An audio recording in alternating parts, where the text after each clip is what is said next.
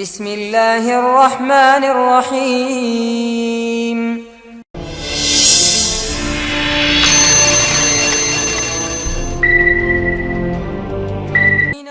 بسم الله والحمد لله والصلاة والسلام على سيدنا محمد أشرف رسول الله وعلى آله وأصحابه الفائزين برضا الله.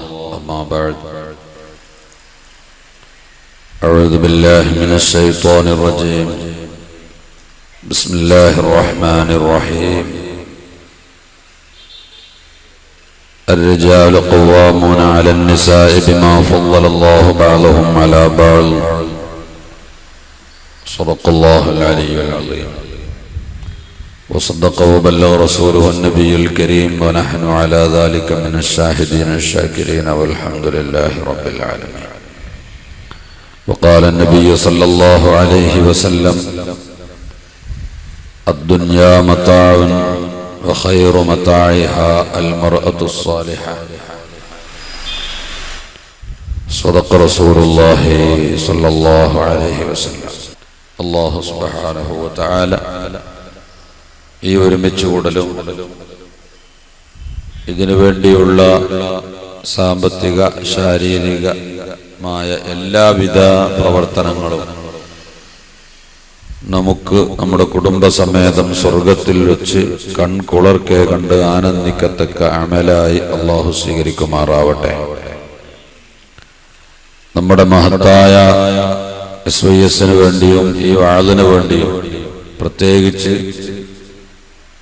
ഇവിടെ നടക്കുന്ന സംഭാവനകൾ, മുതഅല്ലിമുകൾക്കുള്ള സഹായങ്ങൾ, രോഗികൾക്കുള്ള സഹായങ്ങൾ തുടങ്ങി ഏതെല്ലാം മേഖലയിൽ രാജ്യത്തിന്റെ വിവിധ ഭാഗത്തുള്ള ആളുകൾ ഇതിലേക്ക് സംഭാവന അർപ്പിച്ച സഹോദരന്മാരുണ്ടോ, ഈ കൊപ്പം അങ്ങാടിയിൽ ഉള്ള ബിസിനസ്സുകാരിൽ ഇതിൽ സഹകരിക്കുന്ന ആരെല്ലാം ഉണ്ടോ അവർക്കെല്ലാം അല്ലാഹു അർഹമായ പ്രതിഫലവും പുരോഗതിയും ദുനിയാവിലും അതിലുപരി ആഖിറത്തിലും നൽകി അനുഗ്രഹിക്കുമാറാവട്ടെ. ആമീൻ യാ റബ്ബൽ ആലമീൻ. ഇവിടെ ജീവിക്കുമ്പോൾ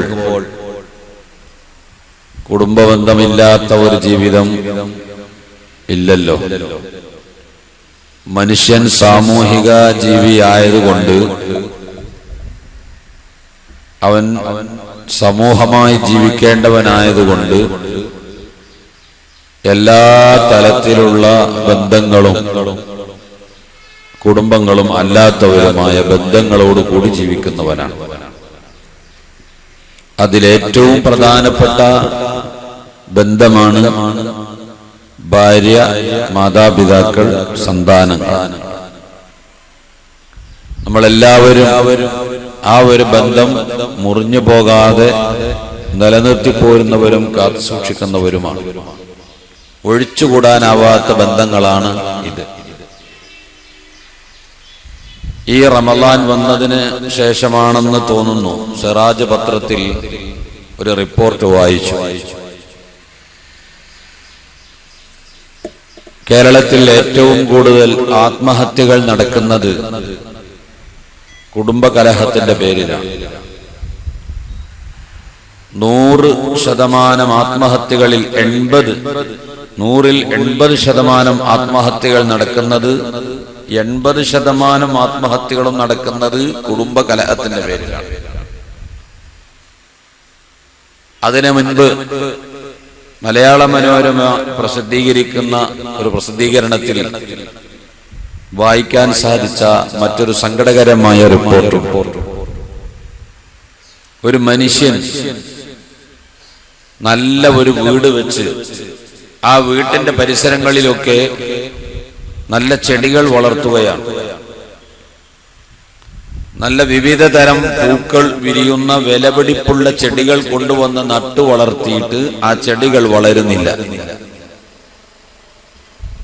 ദിവസങ്ങളോളം അയാൾ അതിന് വളവും വെള്ളവും കൊടുത്ത് പരിചരിച്ചിട്ടും ഒരൊറ്റ പൂവ് പോലും അതിൽ വിരിയുന്നില്ല. ഇയാൾ വിഷമിച്ചിങ്ങനെ ആ ചെടിയിലേക്ക് നോക്കി നിൽക്കുമ്പോൾ ഒരാൾ വന്നിട്ട് ചോദിച്ചു, എന്താണ് നിങ്ങൾ ഇങ്ങനെ വിഷമിച്ചു നിൽക്കുന്നത്? അപ്പോൾ അയാൾ പറഞ്ഞു, ഞാൻ ചെടികളോട് ഇഷ്ടമുള്ള ഒരാളാണ്. ഈ വീട് വെച്ച അന്ന് മുതൽ ചെടികൾ വളർത്താൻ തുടങ്ങിയതാണ്. ഒരൊറ്റ പൂവും ഇതിൽ വളരുന്നില്ല, വിരിയുന്നില്ല. അതെന്താ? നിങ്ങൾ അതിന് വളം കൊടുത്തില്ലേ? വളവും വെള്ളവും ഒക്കെ കൊടുത്തു, വേണ്ട പരിചരണങ്ങളെല്ലാം നൽകി, പക്ഷേ ചെടികൾ പൂ വിരിയുന്നില്ല. ഞാനൊരു വളം കൊണ്ടുവന്ന് തരാം, അതങ്ങ് ഇട്ട് കൊടുക്കാമോ? ഓ, ഇട്ട് കൊടുക്കാം. ഈ മനുഷ്യൻ പോയി 2 ദിവസം കഴിഞ്ഞ് തിരിച്ചു വന്നപ്പോൾ ഒരു കിറ്റ്, ഒരു കുട്ടിച്ചാക്ക് പിടിച്ചിട്ട് കയറി വന്നിരിക്കുന്നു. ഈ വളം അങ്ങോട്ട് കൊടുത്തേക്ക്. അയാൾ ആ വളം ഇട്ട് കൊടുത്തു. ഒരാഴ്ച കൊണ്ട് ആ ചെടികൾ വളർന്ന് പന്തലിച്ച് സൗരഭ്യമുള്ള പൂക്കൾ വിരിയാൻ തുടങ്ങി. അത്ഭുതം. കൃഷിഭവനിലും മറ്റു സ്ഥലങ്ങളിലൊക്കെ പോയിട്ട് ചെടികൾക്ക് വളങ്ങളും കടയിൽ നിന്നൊക്കെ വാങ്ങിക്കൊണ്ടുവന്ന് ഇട്ട് കൊടുത്തിട്ടൊന്നും ഈ ചെടി വളരാത്തത് ഒരു ചെറിയ, ഒരു കുട്ടിച്ചാക്കിലുള്ള ഒരു ചെറിയ വളം, അതിങ്ങനെ ഓരോ നുള്ള് ആ ചെടികൾക്ക് ഇട്ട് കൊടുത്തപ്പോൾ നല്ല ഉഷാറായി തളച്ചു വളർന്നു, പൂക്കൾ വിരിഞ്ഞു. എന്തായിരിക്കും റബ്ബേ ഈ വളം എന്ന് അയാൾ ചിന്തിച്ചു കൊണ്ടിരിക്കുകയാണ്. ഈ കൊണ്ടുവന്ന് തന്ന ആളെ ഒന്ന് കാണണം. അങ്ങനെ അയാൾ കണ്ടുപിടിച്ചു. അയാളോട് ചോദിച്ചു, എന്താ നിങ്ങളുടെ ചെടികളൊക്കെ ഇപ്പൊ വളരുന്നുണ്ടോ? ഓ, ചെടികളൊക്കെ വളരെ ഉഷാറായിടാ, നല്ല പൂക്കളൊക്കെ വിരിഞ്ഞു. എന്തായിരുന്നു ആ വളം? വളം അത് നിങ്ങൾ ആരോടും പറയരുത്, സ്വകാര്യമാക്കി വെക്കണം. മനുഷ്യ കുഞ്ഞുങ്ങളെ ഉണക്കിപ്പൊടിച്ച പൊടിയാണ് എന്ന് പറഞ്ഞു. എവിടെ? കേരളത്തിൽ, തമിഴ്നാട്ടിലല്ല, ഇന്ത്യക്ക് പുറത്തല്ല, അമേരിക്ക, ബ്രിട്ടൻ രാജ്യങ്ങളിലല്ല, കേരളത്തിൽ മനുഷ്യ കുഞ്ഞുങ്ങളെ ഉണക്കിപ്പൊടിച്ച പൊടിയാണ് എന്ന് പറഞ്ഞു. എടാ, എവിടെ നിന്നാണ് ഇത്രമാത്രം മനുഷ്യ കുഞ്ഞുങ്ങൾ കിട്ടുന്നത്? അതിനാണോ പ്രയാസം? കേരളത്തിന്റെ തെരുവീതികളിൽ നിന്ന് പെറുക്കിയെടുക്കുന്ന ജാരസന്താനങ്ങളുടെ കണക്ക് 900-ആണ്. ജാരസന്താനങ്ങൾ ഇത് വർദ്ധിച്ചു വന്നപ്പോൾ ഇത് ഏതാണെന്നറിയോ? പോലീസിന്റെ കണ്ണിൽ പെടാത്തത്. പോലീസിന്റെ കണ്ണിൽ പെട്ടാൽ ചവറ്റുകൂനകളിലും വഴിയോരങ്ങളിലും ഉപേക്ഷിക്കപ്പെടുന്ന നിരപരാധികളായ ചോര പൈതം മക്കളെ അവർ ആ കൂനകളിൽ കിടന്ന് കരയുന്നത് കേൾക്കുമ്പോൾ നടന്നു പോകുന്ന പോലീസുകാരന്റെ ശ്രദ്ധയിൽപ്പെട്ടാൽ അവൻ എടുത്തുകൊണ്ടുപോയി വളർത്താനുള്ള വളർത്തു കേന്ദ്രങ്ങൾ കേരള ഗവൺമെന്റിന് കീഴിൽ ഉണ്ട്. അതിൽ പെടാത്തത് ഏതോ അന്യസംസ്ഥാനക്കാരോ മറ്റോ എടുത്തു കൊണ്ടുപോയി ഉണക്കി പൊടിച്ച് നമ്മുടെ വീട്ടിന്റെ മുമ്പിലുള്ള ചെടികൾക്ക് വളമായി വരുന്നു. ഇത് മലയാള മനോരമ റിപ്പോർട്ട് ചെയ്തതാണ്. മനോരമ മാത്രമല്ല, മാതൃഭൂമിയും വിശാലമായ ഒരു തുടർ ലേഖനം ഇത് സംബന്ധമായിട്ട് റിപ്പോർട്ട് ചെയ്തിരുന്നു. അപ്പൊ ഈ പോലീസിന്റെ കയ്യിൽ പെടാത്തതാ ഈ കണക്ക്, അവരെ കയ്യിൽ പെടാത്തതാണ് ഈ വരുന്നത്. ഇതിന് കാരണം പറഞ്ഞിട്ടുണ്ട്. അവിടെയാ രസം. ഇത്രമാത്രം ജാരസന്താനങ്ങൾ ഈ രാജ്യത്ത് ഉണ്ടാവാൻ എന്താണ് കാരണം? മനോരമ, മാതൃഭൂമി ഇത് രണ്ടും മുത്തഫഖുൻ അലൈഹിയായി എഴുതിയ വിഷയം 3 കാരണങ്ങളാണ്. 3 കാരണങ്ങളാണ്. 1, മതബോധമില്ലാത്ത കുത്തഴിഞ്ഞ ജീവിതം. 2, കുടുംബ കലഹം. 3, മൊബൈൽ ഫോണിന്റെ ദുരുപയോഗം. ഇതാണ് മനോരമ, മാതൃഭൂമി എഴുതിയ കാരണം. ഒരു കാലഘട്ടത്തിൽ പാതിരാവാഴ നടത്തുന്ന ഉസ്താദുമാരെ, പണ്ഡിതന്മാരെ, സമൂഹത്തിന് നേതൃത്വം കൊടുത്ത ആലിമീങ്ങളെ, ആത്മീയാചാര്യന്മാരെ കറുത്ത താടിയുടെയും കട്ടപിടിച്ച നിസ്കാരത്തഴമ്പിന്റെയും വാലുവച്ച തലപ്പാവിനും പിന്നിൽ ഈ സമൂഹത്തെ തളച്ചിട്ട കിരാതവർഗമെന്ന് എഴുതിയ പത്രം ഇപ്പോഴും എന്റെ കയ്യിൽ സ്റ്റോക്കുണ്ട്. പണ്ഡിതന്മാരെ കുതിരയാക്കിയതാണ്. കറുത്ത താടിയുടെയും തലപ്പാവിന്റെയും നിസ്കാരത്തഴമ്പിന്റെയും പിന്നിൽ ഈ സമൂഹത്തെ തളച്ചിട്ട വർഗമെന്ന് പണ്ഡിത സമൂഹത്തെ കളിയാക്കിയിട്ട് പാതിരാവാഴതിനെ കുതിരയാക്കി ഇശാ നിസ്കാരം കഴിഞ്ഞ് സുബഹി വരെ വഅള് പറഞ്ഞു കൊടുത്ത് ഈ സമൂഹത്തെ സമുദ്ധരിച്ച പണ്ഡിതന്മാരുടെ വഅളിന്റെ ഫലമാണ് ഇന്ന് ഞാനും നിങ്ങളും ഈ വേദിയിൽ എത്തിപ്പെട്ടത് എന്ന് മനസ്സിലാക്കണം. അങ്ങനെ ഒരു സമൂഹം കഴിഞ്ഞ കാലത്ത് പ്രവർത്തിച്ചത് കൊണ്ടാണ് ഇന്ന് ഈ സമൂഹത്തിൽ നമ്മൾ വഅള് കേൾക്കാൻ വന്നത്. ആ സമൂഹത്തെ കുതിരയാക്കിയവർ ഇന്ന് എഴുതുന്നു, മതബോധമില്ലാത്ത കുത്തഴിഞ്ഞ ജീവിതമാണ് ഈ സമൂഹം ഇത്രയും അലങ്കോലപ്പെട്ടത്. അങ്ങനെ ഈ കുട്ടികളുടെ ശതമാനം വർദ്ധിച്ചപ്പോൾ, ജാരസന്താനങ്ങളുടെ ശതമാനം വർദ്ധിച്ചപ്പോൾ കേരള ഗവൺമെന്റ് മുൻകൈയെടുത്തുകൊണ്ട് ഇവിടെയുള്ള മറ്റു ചില സംഘടനകളും കൂടി സഹകരിച്ചു പ്രവർത്തിച്ച് സ്ഥാപിച്ചതാണ് അമ്മത്തൊട്ടിലുകൾ. എന്താണ് അമ്മത്തൊട്ടിലുകൾ? നിങ്ങൾ പ്രസവിക്കുന്ന കുഞ്ഞുങ്ങളെ നിങ്ങൾക്ക് വേണ്ടമെങ്കിൽ ചവറ്റുകൊട്ടയിൽ റോഡ് സൈഡുകളിലുള്ള കൂനകളിൽ കൊണ്ടുപോയി പഞ്ചായത്ത്, കോർപ്പറേഷനും മുനിസിപ്പാലിറ്റിയും അടിച്ചുവാരി കൊണ്ടുവരുന്ന വേസ്റ്റുകൾക്കിടയിൽ കൊണ്ടുപോയി തള്ളേണ്ട. നിങ്ങൾക്ക് വേണ്ടയോ ഈ അമ്മത്തൊട്ടിലുകളിൽ നിക്ഷേപിച്ചാൽ മതി, ഞങ്ങൾ നോക്കിക്കോളാം. എന്നാലും ഈ പണി നിർത്തണ്ടാന്ന് ഞാനായിരുന്നു എഡിറ്ററെങ്കിൽ കൂടെ ചേർത്ത് കൊടുക്കും. അതല്ലേ ഇതിന്റെ മായന? ലിംനിൽ അതില്ലേ അതിന്റെ അർത്ഥം? ഉള്ളിൽ അങ്ങനെ അർത്ഥം വരുന്നില്ലേ? നിങ്ങൾ ഈ പണി നിർത്തൂ മക്കളെ എന്നല്ലേ പറയേണ്ടത്? ഇപ്പൊ പറഞ്ഞതെന്താ? നിങ്ങൾക്ക് കുട്ടികളെ വേണ്ടാന്നുണ്ടെങ്കിൽ അതെന്താണ് ഈ കുട്ടികളെ? പല സ്ത്രീ ഇതിൽ കൂടുതൽ ആരാന്നറിയും? ഈ പ്രസവിക്കുന്ന കൂട്ടത്തിൽ കൂടുതലും കോളേജ് കുമാരികളാണ്, സ്കൂളിൽ പോകുന്ന കോളേജുകളിൽ പഠിക്കുന്ന വിദ്യാർത്ഥിനികളാണ്. ഗർഭം ധരിച്ചിട്ട് അറിയാതെ ഗർഭം പൂർത്തീകരിക്കുകയും അത് പ്രസവിക്കുകയും ചെയ്ത് ആ കുഞ്ഞിനെയും കൊണ്ട് വീട്ടിലേക്ക് ചെല്ലുമ്പോൾ മറിയം ബീവി കുട്ടിനേറ്റ് വന്ന പോലെ ആവൂല. എവിടുന്നാടി ഇത് എന്ന് ചോദിച്ചാൽ കുട്ടിയോട് ചോദിച്ചോ, ആ കുട്ടി പറയുമെന്ന മറുപടി പറയാൻ പറ്റില്ല. ഇത് തന്തജാത പറഞ്ഞതാണ്, പ്രത്യേകിച്ചും പറയില്ല. ഈസാ നബി പറഞ്ഞല്ലോ, മറിയം ബീവി കൊണ്ടു ചെന്നപ്പോ മറിയം ബീവിനോട് ചോദിച്ചു എവിടുന്നേ കുട്ടിനെ കിട്ടിയത്? അപ്പൊ മറിയം ബീവി എന്ത് പറഞ്ഞു? ആ കുട്ടിയിലേക്ക് ചൂണ്ടിക്കാണിച്ചു. എന്തേ മറിയം ബീവി ആ കുട്ടിയിലേക്ക് ചൂണ്ടിക്കാണിക്കാൻ? ഒരു ബുദ്ധിയുള്ള ഉമ്മ പണി ചെയ്യോ? ബുദ്ധിയുള്ളൊരു ഉമ്മ പണി ചെയ്യോ? ഇപ്പൊ പ്രസവിച്ചൊരു കുട്ടിനോട് ചോദിച്ചോന്ന് പറയാനൊരു കാരണം ഉണ്ടാവുമല്ലോ, ഒരു അനുഭവം ഉണ്ടാവണ്ടേ? ഉണ്ട്. മറിയം ബീവി ഗർഭം ധരിച്ച സമയത്ത് പറഞ്ഞല്ലോ, تساقط عليك رطبا جنيا فناداها من تحتها ألا تحزني قد جعل ربك تحتك سريا وهزي إليك بجذع النخلة تساقط عليك رطبا جنيا. ആ ഗർഭത്തിൽ ഈ കുട്ടി ഗർഭം ധരിച്ചിരിക്കുന്ന സമയത്ത് ഫനാദാഹ മറിയം ബീവിയെ വിളിച്ചു, മിൻ തഹതിഹാ അല്ലാ തഹ്സനി ഖദ് ജഅല റബ്ബുക തഹതക സരിയാ, നീ വിഷമിക്കണ്ട, ഈ തലപ്പഴുത്ത് ഉണങ്ങി മുറിഞ്ഞു പോയ ഈന്തപ്പന മരം പിടിച്ചു കുലുക്കിക്കോ, അതിൽ നിന്ന് നിനക്ക് ഈത്തപ്പഴം കിട്ടും, അത് ഭക്ഷിച്ചോ. ആ പുഴയിലിറങ്ങി വെള്ളം കുടിച്ചോ എന്ന നിർദ്ദേശങ്ങൾ, ഒരുപാട് നിർദ്ദേശങ്ങൾ ആ ആയത്തുകളിൽ തുടർന്നും പറഞ്ഞിട്ടുണ്ട്. ആരാണ് ഈ നിർദ്ദേശം കൊടുത്തത്? ഈ നിർദ്ദേശം കൊടുത്തത് ആരാ? ഫനാദാഹ, മറിയം ബീവിയെ വിളിച്ചു. ആര് വിളിച്ചു? മുതഅല്ലിമീങ്ങൾക്കറിയാം, ഇത് മഅറൂഫായ ഫീലാകുമ്പോ ഫായിലേതാന്ന് അറിയണ്ടേ? ആരാ വിളിച്ചത്? അതേ വിളിച്ചത് മിൻ തഹതിഹാ, മറിയം ബീവിയുടെ വയറ്റിന്റെ ഉള്ളിൽ കിടക്കുന്ന കുട്ടിയാ വിളിച്ചത്. അവിടെ വേറെ ഒരു ഖിറാഅത്തുണ്ട്, ഫനാദാഹാ മൻ തഹതഹാ എന്ന ഒരു ഖിറാഅത്ത് അവിടെ ഉണ്ട്. പക്ഷേ നമ്മളൊക്കെ ഓതുന്നത് ഫനാദാഹാ മിൻ തഹതിഹാ എന്നാണ്. മൻ തഹതഹ എന്ന ഖിറാഅത്ത് പ്രകാരം ഈ അർത്ഥം വളരെ ശക്തിയാകുന്നു. ഇമാം റാസി പറഞ്ഞതാ.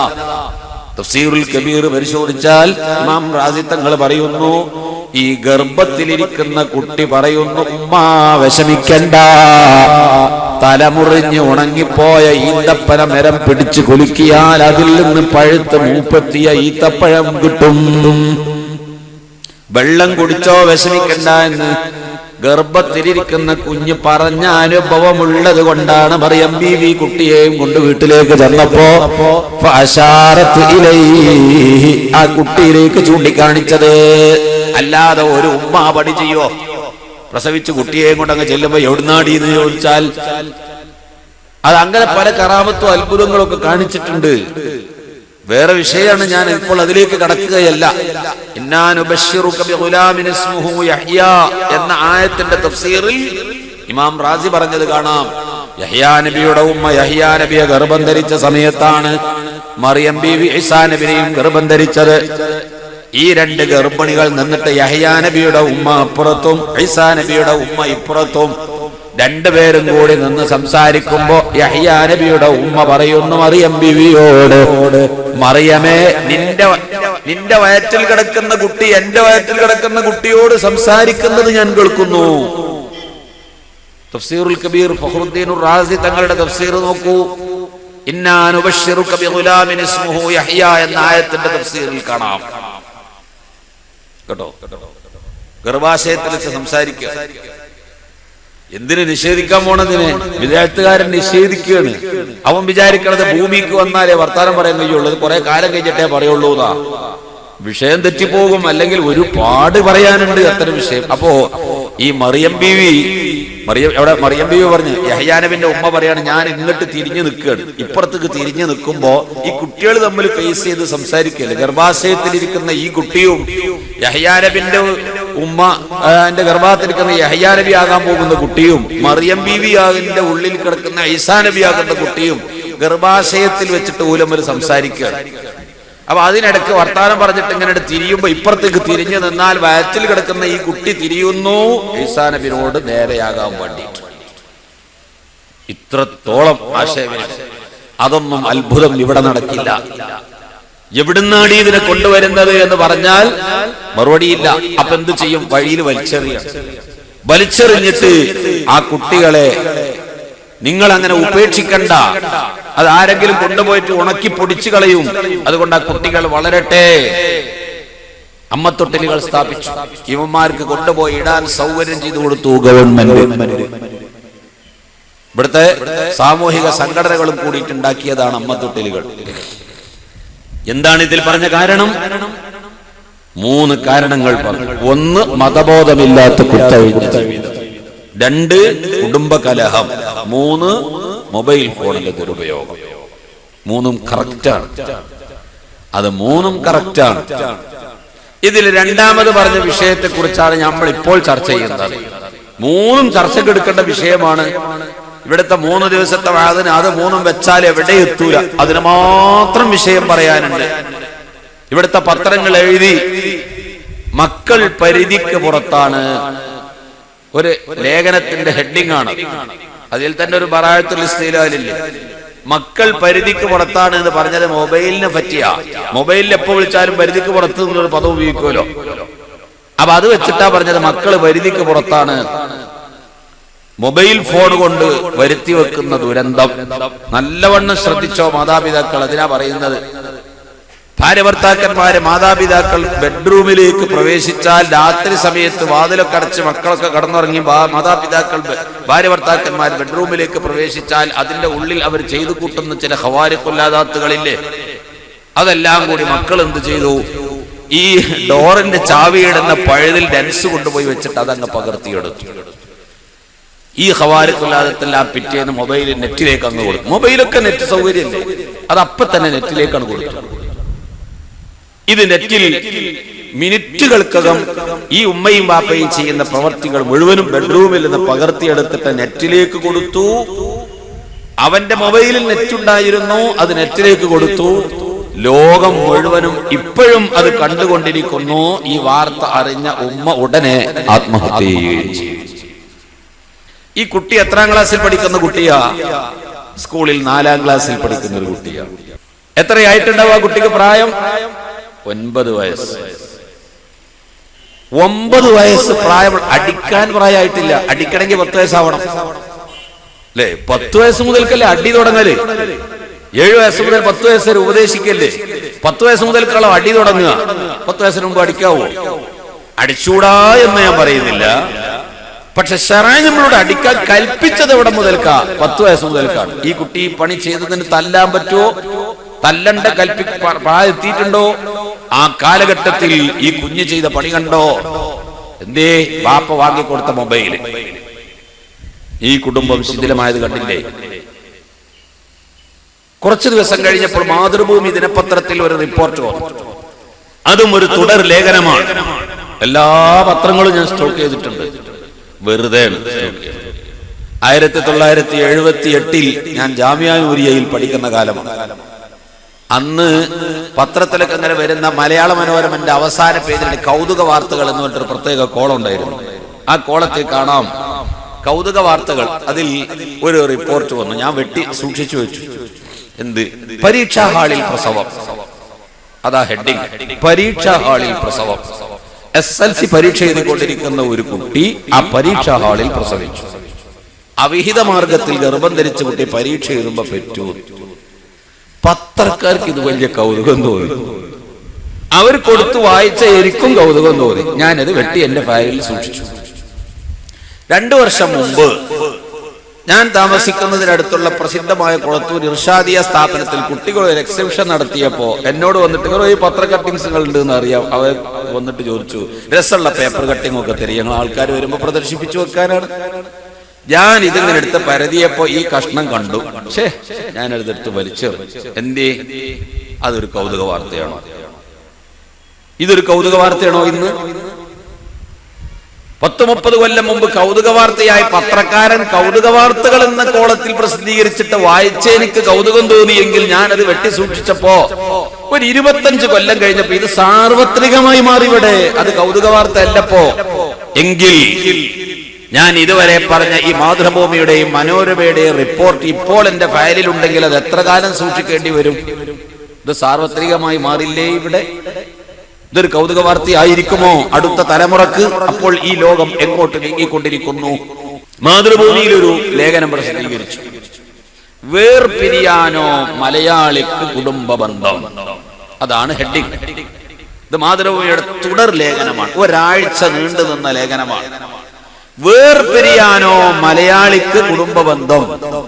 അതായത് മലയാളികൾ, കേരളക്കാർ കല്യാണം നടത്തിയാൽ അത് വേർപിരിയലാ പതിവ് കൂടുതലും. അത് കേൾക്കുമ്പോൾ നിങ്ങൾ മുസ്ലിമീങ്ങളിലാണ് എന്ന് മനസ്സിലാക്കുകയും വേണ്ട, തെറ്റിദ്ധരിക്കണ്ട. അതിലേറ്റവും ഒരു ദിവസം 37 തലാഖ് ദിവസം നടന്നുകൊണ്ടിരിക്കുന്നു. അതിലേറ്റവും കൂടുതൽ നടക്കുന്നത് എവിടെയെന്നറിയോ?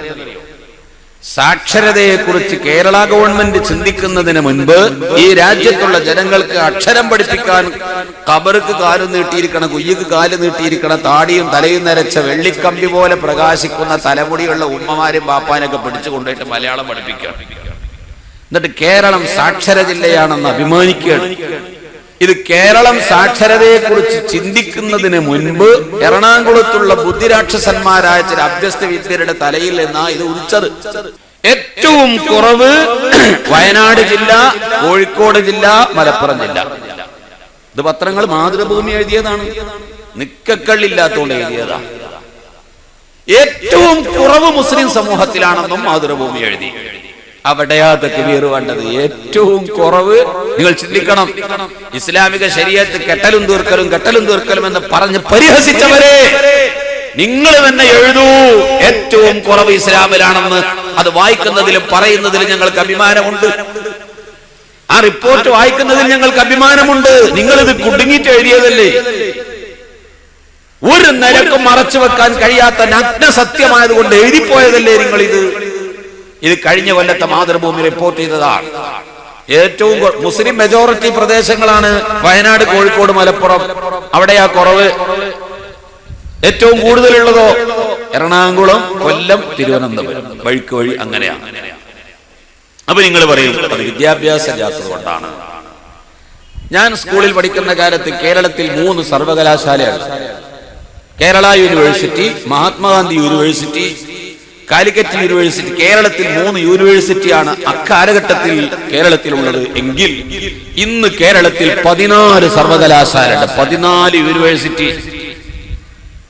ഏറ്റവും വിദ്യാഭ്യാസപരമായി ഉയർന്നു നിൽക്കുന്നവർ ഞങ്ങളാണെന്ന് അഹങ്കരിക്കുന്നവരാണ്. അങ്ങോട്ട് പോയാൽ ആ എറണാകുളത്തുകാരാ ഏറ്റവും മുൻപന്തിയിലുള്ളത്. വിദ്യാഭ്യാസം ഇല്ലാത്തത് കൊണ്ടല്ല, വിദ്യാഭ്യാസം ഇല്ലാത്തത് കൊണ്ടാണെന്ന് പറയരുത്. വിദ്യാഭ്യാസം വർദ്ധിച്ച കാലഘട്ടത്തിലാണ് ഈ വിവാഹമോചനം പെരുത്തു വരുന്നത്. എന്തേ പരിശുദ്ധ ഇസ്ലാമിന് ശരീഅത്ത് കട്ടലും തീർക്കലും എന്ന് പരിഹസിച്ചവരെ പച്ച മലയാളത്തിൽ ഇവിടുത്തെ പത്രങ്ങൾ മാതൃഭൂമിയും മനോരമയും എഴുതിവിട്ടിട്ട് ഏറ്റവും കുറഞ്ഞ തലാഖിന്റെ എണ്ണം. കാവ്യമാധവന്റെ കല്യാണം എന്തായി? ആർക്കോ വല്ല പ്രശ്നമുണ്ടോ? ഞമ്മക്കും പ്രശ്നമില്ല, അത് തകർന്നതിൽ സങ്കടമൊക്കെ ഉണ്ട്. പക്ഷേ എന്തേ നിങ്ങൾ കാണാതെ പോയി? സാനിയ മിർസനെ ആരോ എവിടെ നിന്ന് കെട്ടാൻ വന്നപ്പോ നമ്മൾ ഒന്നിനെയും അനുകൂലിച്ചും പ്രതികൂലിച്ചും പറയല്ല, ഉണ്ടായ വാക്യാഴ്ത്ത് പറയാൻ ചെയ്യാ എന്നല്ല, സംഭവിച്ചത് പറയാ എന്നല്ലാതെ അതിൽ കവിഞ്ഞ് നമുക്കൊന്നുമില്ല.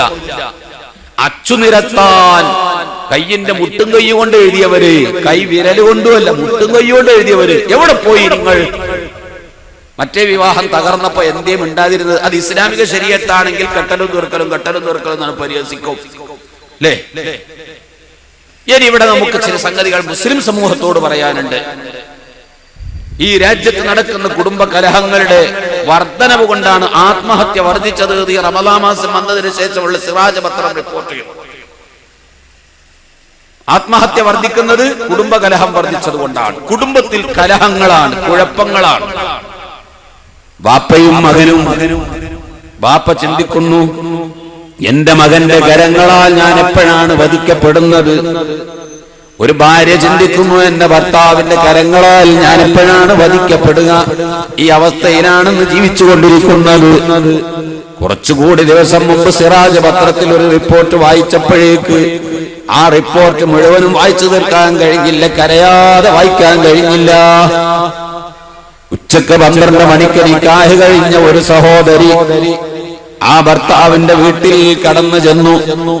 രാത്രി 10 മണിക്ക് തന്റെ ഭർത്താവിന്റെ ബെഡ്റൂമിലേക്ക് കടന്നു ചെല്ലുന്നു. ഈ പെൺകുട്ടിയെ കുറിച്ച് നിങ്ങൾ ആദ്യം ഒന്ന് മനസ്സിലാക്കണം. ഏത് പെണ്ണും നമ്മുടെ വീട്ടിലേക്ക് കടന്നു വരുമ്പോൾ എവിടെ നിന്നാണ് അവൾ വന്നത്?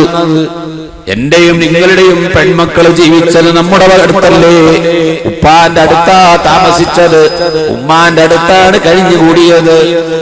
സുഭിക്ഷമായി സ്വതന്ത്രമായി കഴിഞ്ഞുകൂടിയ പെണ്ണാണ്. എപ്പോൾ വേണമെങ്കിലും അവൾക്ക് കിടന്നുറങ്ങാം, എന്തു വേണമെങ്കിലും എടുത്തു തിന്നാം. ഫ്രിഡ്ജ് തുറന്നു നോക്കുമ്പോൾ അതിൽ പല വിഭവങ്ങളുമുണ്ട്, സ്വീറ്റ്സുകളുണ്ട്, പല ജാതി സാധനങ്ങളുമുണ്ട്. അതെടുത്തുകൊണ്ട് തിന്നുന്നതിന് പ്രയാസമില്ല, തടസ്സമില്ല. കുറച്ചു കഴിഞ്ഞപ്പോൾ അവള് പോയി കിടന്നുറങ്ങി. എന്തേ ഉറങ്ങിയത്? അവൾക്ക് വല്ല ക്ഷീണം ഉണ്ടാകും. ഉമ്മാക്ക് പരാതിയില്ല, ഉമ്മ വല്ലതും പറഞ്ഞാൽ അവൾക്കും പരാതിയില്ല. സർവതന്ത്ര സ്വതന്ത്രമായ ഒരു വീട്ടിലല്ലേ ഇത്രയും ദിവസം അവൾ കഴിച്ചു കൂട്ടിയത്? ഒന്ന് ഉമ്മയാണ്, ഒന്ന് വാപ്പയാണ്. ആ ഉമ്മാന്റെയും വാപ്പാന്റെയും വീട്ടിൽ സുരക്ഷിതമായി കഴിയുന്നു.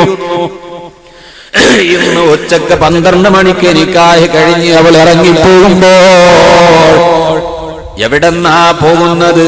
ഉമ്മാന്റെ അടുത്ത് നിന്ന്, ഉപ്പാന്റെ അടുത്ത് നിന്നാണ് ഇറങ്ങുന്നത്. എങ്ങോട്ടാ പോകുന്നത്? ഇന്ന് വരെ കണ്ടിട്ടില്ലാത്ത, പരിചയപ്പെട്ടിട്ടില്ലാത്ത എത്രയോ ദൂരത്തുള്ള ഒരു കുടുംബത്തിലേക്കാണ്.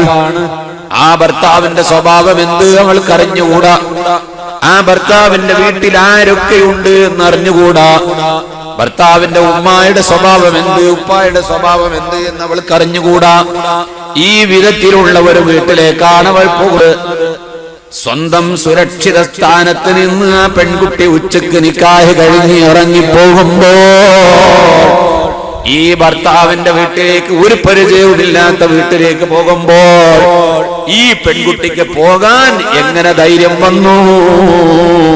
അപരിചിതമായ ഒരു കുടുംബത്തിലേക്ക് പോകാനുള്ള ധൈര്യം വന്നത് ഒരൊറ്റ വിശ്വാസമല്ലേ? ഈ ചെറുപ്പക്കാരൻ എന്നെ നോക്കും, ആ ഒരൊറ്റ വിശ്വാസമല്ലേ? ഈ ഭർത്താവ് എന്നെ സംരക്ഷിക്കും, ഈ ഭർത്താവ് എന്നെ നോക്കും എന്ന വിശ്വാസത്തിലല്ലേ ഈ പെൺകുട്ടി ഒരു സുരക്ഷിത കേന്ദ്രം വിട്ടിട്ട് അപരിചിത കേന്ദ്രത്തിലേക്ക് നീങ്ങിയത്? അവൾക്ക് വല്ല പേടിയുണ്ടോ? പേടിച്ചുകൊണ്ടാണോ പോകുന്നത്? ചിരിച്ചു രസിച്ചല്ലേ പോണത്? ആ സുരക്ഷിതത്വത്തിന്റെ വിശ്വാസമല്ലേ? തലശ്ശേരി ഭാഗത്ത് 12 മണിക്ക് ഉച്ചക്ക് നിക്കാഹ് കഴിഞ്ഞു. ആ പെണ്ണ് വീട്ടിലേക്ക് കടന്നു ചെന്നു. രാത്രി 10 മണിക്ക് വീട്ടിലുള്ള ഏകദേശം ജോലികളെല്ലാം ഒതുക്കി ബെഡ്റൂമിലേക്ക് കടന്നു ചെല്ലുമ്പോ ജീവിതമെന്തെന്ന് രുചിച്ചറിയാത്ത മദനമോഹന മനോമുഖരവുമായി കഴിഞ്ഞുകൂടുന്ന ദാമ്പത്യ ജീവിതത്തിന്റെ മടിമുറ്റത്തേക്ക് കാലെടുത്തു വെച്ച അനേകം സ്വപ്നങ്ങൾ മനസ്സിൽ മനക്കോട്ട കെട്ടിയുണ്ടാക്കി കടന്നു ചെല്ലുന്ന ആ പ്രിയപ്പെട്ട പെണ്ണ് ഭർത്താവിന്റെ ചൂടേറ്റുകൊണ്ട് നെഞ്ചിലേക്ക് മുഖം വെച്ച് കിടക്കാൻ ആഗ്രഹിച്ചു കടന്നു ചെന്ന പെണ്ണ് ആ മിനുസമായി വിധാനിച്ച പട്ടുപോലെ സൗകര്യപ്പെടുത്തിയ ബെഡ്റൂമിൽ അങ്ങ് മലർന്നു കിടന്നപ്പോൾ ബെഡ്റൂമിലേക്ക് കടന്നു വന്ന ചെറുപ്പക്കാരനെ നോക്കി ഒരൽപ്പം പുഞ്ചിരിച്ചുകൊണ്ട് നാണത്തോടുകൂടി പുഞ്ചിരിച്ച് ഭർത്താവിനെ ഒന്ന് നോക്കുമ്പോൾ കിട്ടിയ സമ്മാനം എന്താണ്? ആരോഗ്യമുള്ള ചെറുപ്പക്കാരന്റെ 2 കൈവിരൽ കൊണ്ട് ആ പെൺകുട്ടിയുടെ കഴുത്ത് ഞെരിച്ചങ്ങ ബെഡ്റൂമിൽ പ്രഥമ രാത്രി വധിച്ചു കളഞ്ഞു. എന്തൊരു കടുങ്കൈയാണ്, ക്രൂരതയാണ് ഈ ചെയ്തത്! എന്തൊരു വിശ്വാസവഞ്ചനയാണ് ചെയ്തത്!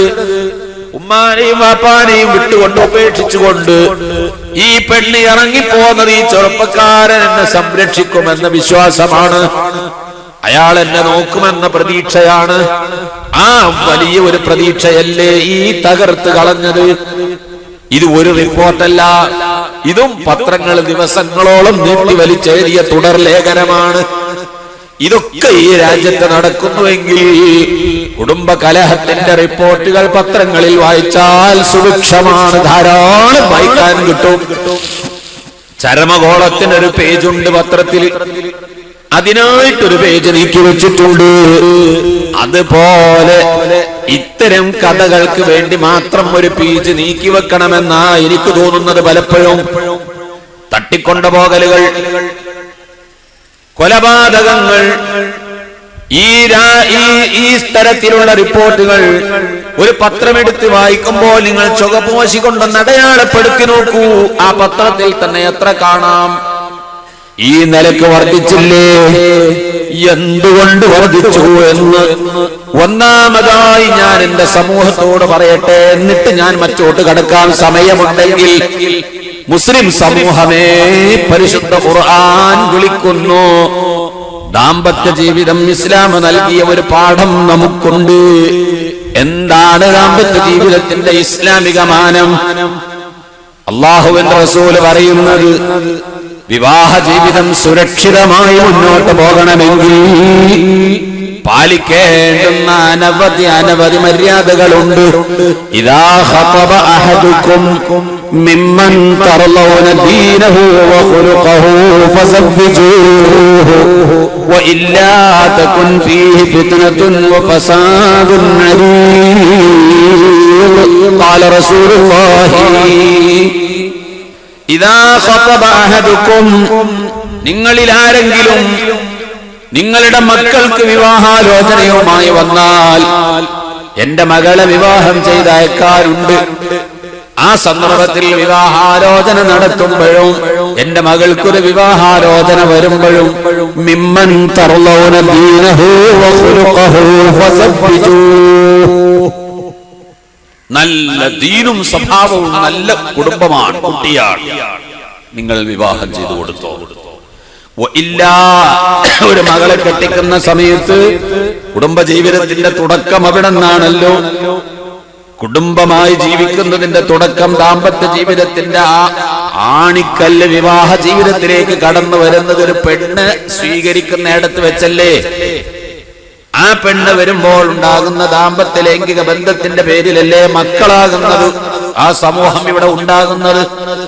ഈ സമൂഹത്തെ വളർത്തി ഉണ്ടാക്കാൻ പറ്റിയ ആ മേഖല തെരഞ്ഞെടുക്കുമ്പോൾ ശ്രദ്ധിക്കേണ്ട മേഖല മിമ്മൻ തർളൗന ദീനഹു വഖുലുഖഹു, ദീനും സ്വഭാവവും നല്ലത്, ദീനിന് പരിഗണന നൽകണം.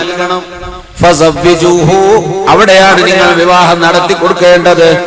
വഇല്ലാ, ദീൻ പരിഗണിച്ചില്ലെങ്കിൽ, സ്വഭാവം പരിഗണിച്ചില്ലെങ്കിൽ, തകുൻ ഫീഹി ഫിത്നതുൻ വഫസാദുൻ അലീം, ദൂരവ്യാപകമായ പ്രത്യാഘാതങ്ങൾ ഉണ്ടാകും. നബിയുനാ റസൂലുള്ളാഹി ഒരു പെണ്ണിനെ തെരഞ്ഞെടുക്കുമ്പോൾ സൂക്ഷിക്കേണ്ടത് അതാണ്. തുങ്കഹുൽ മർഅതു ബിഅർബഇ ഖിസാലിൻ, ഒരു പെണ്ണിനെ വിവാഹം ചെയ്യപ്പെടുന്നത് സാധാരണഗതിയിൽ നാട്ടിൽ വിവാഹം നടക്കാറുള്ളത് 4 കാര്യങ്ങൾ നോക്കിയിട്ടാണ്. മനുഷ്യന്മാര് 4 കാര്യം നോക്കല്. ഒന്ന് ലിമാലിഹ, ചിലര് സമ്പത്ത് നോക്കും. ഒരു ജമാലിഹ, ചിലര് അഴക് നോക്കും. ഒരു ഹസബിഹ, ചിലര് നല്ല തറവാടി ആണ്, അത് പരിഗണിക്കും. ഒരു ദീനിഹ, ദീൻ പരിഗണിക്കാറുണ്ട്. 4 കാര്യങ്ങളാണ് ഒരാളെ ഒരു പെണ്ണിനെ വിവാഹം ചെയ്യുമ്പോൾ ശ്രദ്ധിക്കുന്ന കാര്യങ്ങൾ. ഇതിൽ ഏറ്റവും പ്രാധാന്യം കൽപ്പിക്കേണ്ടത് ഏതാണ്? ദീനുള്ള പെണ്ണിനെ വിവാഹം ചെയ്താൽ വിജയിച്ചുവടാ, വിജയിച്ചു. നിന്റെ വിജയം ദീനുള്ള പെണ്ണിനെ വിവാഹം ചെയ്യുന്നതിലാണ്. അതിനാണ് പരിഗണന. നീ വിവാഹം ചെയ്ത പെണ്ണിന് ദീനുണ്ടോ? സാമ്പത്തിക കുറവല്ല. നീ വിവാഹം ചെയ്ത പെണ്ണിന് ദീനുണ്ടോ? സൗന്ദര്യത്തിന്റെ ഒരു കുറവല്ല. നീ വിവാഹം ചെയ്ത പെണ്ണിന് ദീനുണ്ടെങ്കിൽ തറവാടിത്തത്തിന്റെ കുറവല്ല. നിനക്ക് വിജയം സുനിശ്ചിതമാണ്. ദീനുള്ള പെണ്ണിനെ വിവാഹം ചെയ്തോ. അഷ്റഫുൽ ഖൽഖ് നബിയുനാ റസൂലുള്ളാഹി സ്വല്ലല്ലാഹു അലൈഹി വസല്ലം തങ്ങൾ പറയുന്നു, ബഹുമാനപ്പെട്ട നബി സല്ലല്ലാഹു അലൈഹി വസല്ലം തങ്ങൾ പറയുന്നത്, മൻ തസവ്വജ ബിംറാത്തിൻ ഫഖദ് അഹറസ സുൽസൈ ദീനിഹി, ഒരാൾ ഒരു പെണ്ണിനെ വിവാഹം ചെയ്താൽ 3ൽ 2 ഭാഗവും സൂക്ഷിച്ചു. ആ ദീനിന്റെ 3ൽ 2 ഭാഗവും സൂക്ഷിച്ചു. എന്തായി പറഞ്ഞതിനർത്ഥം? ലോകത്ത് നടക്കുന്ന തെറ്റുകുറ്റങ്ങൾ പരിശോധിച്ചാൽ 3ൽ 2 ഭാഗവും ലൈംഗികമായ തകരാറിന്റെ പേരിൽ സംഭവിക്കുന്നതാണ്, ശഹ്വത്തിന്റെ പേരിൽ സംഭവിക്കുന്നതാണ് എന്ന് ബോധ്യപ്പെടും. അതിലേക്ക് ഉപോത്ബലകമാണ്. നേരത്തെ ഞാൻ വായിച്ച റിപ്പോർട്ട്സുകൾ മുഴുവനും, ആ പേപ്പർ കട്ടിങ്സുകളൊക്കെ അതിന് ഉപോത്ബലകമാണ്. ഇന്ന് ലോകത്ത് നടക്കുന്ന ഒരു പത്രം വായിച്ചാൽ ആ പത്രത്തിൽ നമ്മൾ ചുവപ്പ് മഷി, നീലമഷി, പച്ചമഷി കൊണ്ട് അടയാളപ്പെടുത്തി 3 കുറ്റകൃത്യങ്ങൾ ഒരു പത്രത്തിൽ നിങ്ങൾക്ക് പരിശോധിച്ചു നോക്കി. ഞാൻ പലപ്പോഴും പരിശോധിച്ചിട്ടുണ്ട്. ആ പത്രത്തിൽ നമ്മൾ 3 മഷി കൊണ്ട് അടയാളപ്പെടുത്തുക, കുറ്റകൃത്യങ്ങൾ അടയാളപ്പെടുത്തിയാൽ ഏറ്റവും കൂടുതൽ കാണുന്നത് ലൈംഗികമായ കുറ്റകൃത്യങ്ങളാണ്. ഇനി അത് ഒരു ദിവസം യാദൃശ്ചികമായി ഒത്തുവന്നില്ലെങ്കിൽ ലോകത്തിന്റെ മൊത്തം കണക്ക് പരിശോധിച്ചാൽ 3ൽ 2 ഭാഗവും ലൈംഗിക അരാജകത്വത്തിന്റെ പേരിൽ സംഭവിക്കുന്ന തെറ്റുകളാണ്. അതാണ് അല്ലാഹു റസൂൽ പറഞ്ഞത്, തുങ്കഹുൽ മർഅതു, ഒരു പെണ്ണ്, മൻ തസവ്വജ ബിംറാത്തിൻ, ഒരു പെണ്ണിനെ ഒരാൾ വിവാഹം ചെയ്താൽ ഫഖദ് അഹറസ സുൽസൈ ദീനിഹി, ദീനിന്റെ 3ൽ 2 ഭാഗവും സൂക്ഷിച്ചു. ആ മഹാപാതകത്തിൽ നിന്ന് മാറാൻ സാധിക്കും. അപ്പോൾ ഒരു മനുഷ്യന്റെ ദീൻ 3/4 ഭാഗവും സൂക്ഷിക്കാൻ പറ്റിയ മേഖലയാ വൈവാഹിക ജീവിതം. ആ വൈവാഹിക ജീവിതം തുടങ്ങുന്ന ഒരു സമൂഹവും ഒരു കുടുംബം തുടങ്ങുന്നത് എവിടെ നിന്നായിരിക്കണം? ദീനിന്റെ പരിഗണന നൽകിക്കൊണ്ടായിരിക്കണം. ദീനിന്റെ പരിഗണന നൽകുന്നത് അല്ലാഹുവിന്റെ പരിശുദ്ധ ഖുർആനിൽ കാണുന്ന, നിസാഉക്കും ഹർസുൽ ലക്കും ഫഅതു ഹർസക്കും അന്നാ ശിഅ്തും. നിസാഉക്കും, നിങ്ങളുടെ ഭാര്യമാർ, ഹർസുൽ ലക്കും, നിങ്ങളുടെ കൃഷിഭൂമിയാണ്. എന്തേ ഒരു പെണ്ണിനെ കൃഷിഭൂമിയോട് തുല്യപ്പെടുത്തിയത്? അതിന്റെ പ്രത്യേകത എന്താണ്? ഇവിടെ ഇരിക്കുന്ന കർഷകർക്കറിയാം, കാരണവന്മാർക്കറിയാം. ഇന്നത്തെ തലമുറയ്ക്ക് കൃഷിയെ കുറിച്ചൊന്നും അറിഞ്ഞോളണമെന്നില്ല. പഴയ ആളുകൾക്ക് കൃഷിഭൂമിയെ സംബന്ധിച്ച് പലതും പറയാനുണ്ട്. കൃഷിഭൂമികൾ 4 തരത്തിലാണ്. കൃഷിയെ സംബന്ധിച്ച് വായിക്കുന്നിടത്തും പഠിക്കുന്നിടത്തും കാണാം, കൃഷിഭൂമി 4 തരത്തിലാണ്. 1 നമ്പർ ഭൂമി, 2 നമ്പർ ഭൂമി, 3 നമ്പർ ഭൂമി, 4 നമ്പർ ഭൂമി എന്ന തരംതിരിവിലാണ് കർഷകന്മാർ കൃഷിഭൂമിയെ കാണുക. 1 നമ്പർ ഭൂമി എന്ന് പറഞ്ഞാൽ എന്താ? അതിലേക്ക് വിത്ത് അങ്ങ് കൊണ്ടുപോയി ഇട്ട് കൊടുത്താൽ മതി. വളം ചേർത്തിട്ടില്ലെങ്കിൽ പോലും ആ വിത്ത് അവിടെ വെച്ച് മുളച്ച് തളച്ചു വളരും. അതിൽ നിന്ന് പ്രതീക്ഷിക്കപ്പെടുന്ന വിളവ് എന്താണോ അത് ലഭിക്കും. ഒരു ചാക്ക് വിത്ത് ഒരു പാടത്ത് വിതറിയാൽ അതിൽ നിന്ന് എത്ര കണ്ട് വിളവ് കിട്ടണമെന്ന ഒരു കണക്ക് കർഷകനുണ്ടാകുമല്ലോ, അത് കൃത്യമായി ലഭിക്കും. ഒരു വേള അതിലപ്പുറം ലഭിക്കും. ഇതാ 1 തരം ഭൂമി. വെള്ളം കൊടുക്കണ്ട, വളം കൊടുക്കണ്ട, അധ്വാനിക്കണ്ട, തിരിഞ്ഞോക്കണ്ട, വിത്തിട്ട് പോന്നാ മതി. മറ്റൊരു ഭൂമിയുണ്ട്, ആ ഭൂമിയിലേക്ക് വിത്ത് ഇട്ടുകൊടുത്തത് കൊണ്ട് മാത്രമായില്ല, ആവശ്യമായ വളം കൊടുത്താൽ, ഒരു ചാക്ക് നെല്ല് അതിലേക്ക് കൊടുത്താൽ അതിൽ നിന്ന് എത്ര വിളവ് കിട്ടുമോ അത് മുഴുവനും ലഭിക്കും. അത് 2ാം നമ്പർ ഭൂമിയാണ്.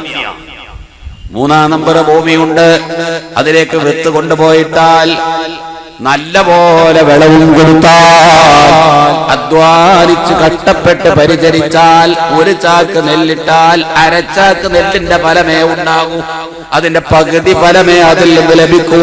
അത് 3ാമത്തെ ഭൂമിയാണ്.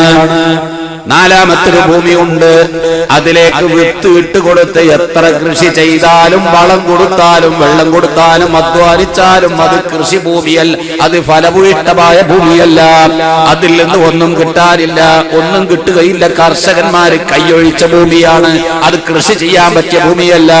അതിൽ അധ്വാനിക്കുന്നത് വെറുതെയാണോ? അതിലേക്ക് വിത്തിട്ട് കൊടുത്തിട്ട് ഒരു കാര്യവുമില്ല. ഇങ്ങനെ കർഷകന്മാർ കൃഷിഭൂമിയെ 4ആക്കി തരം തിരിച്ചിട്ടുണ്ട്.